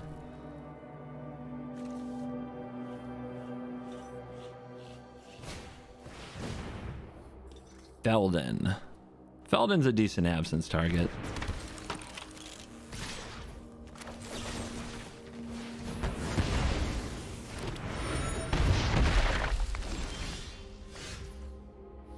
Do we dig? I guess March hits for 1, so we need to dig up the land here. Okay. No, I don't want to populate them.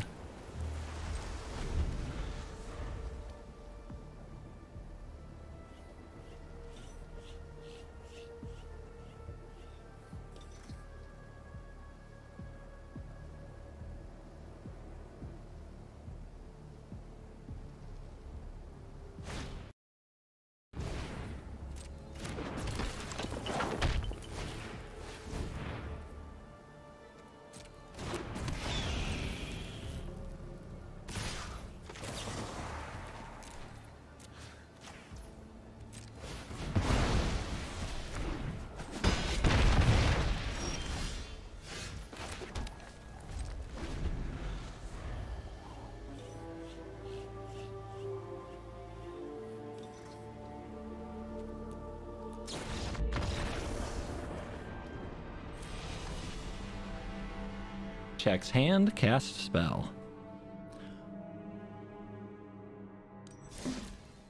All right, guys. I guess I can't finish my work on stream today, so I'm done. I know a lot of people have questions about Q snipers and stream snipers and how you can tell, and that wasn't this and that wasn't that. It's definitely like really in force right now. And I know the difference because I record off stream and I record on stream. I get different metas. I get people who play differently when I record off stream. And it's been about 4 or 5 now out of the last 6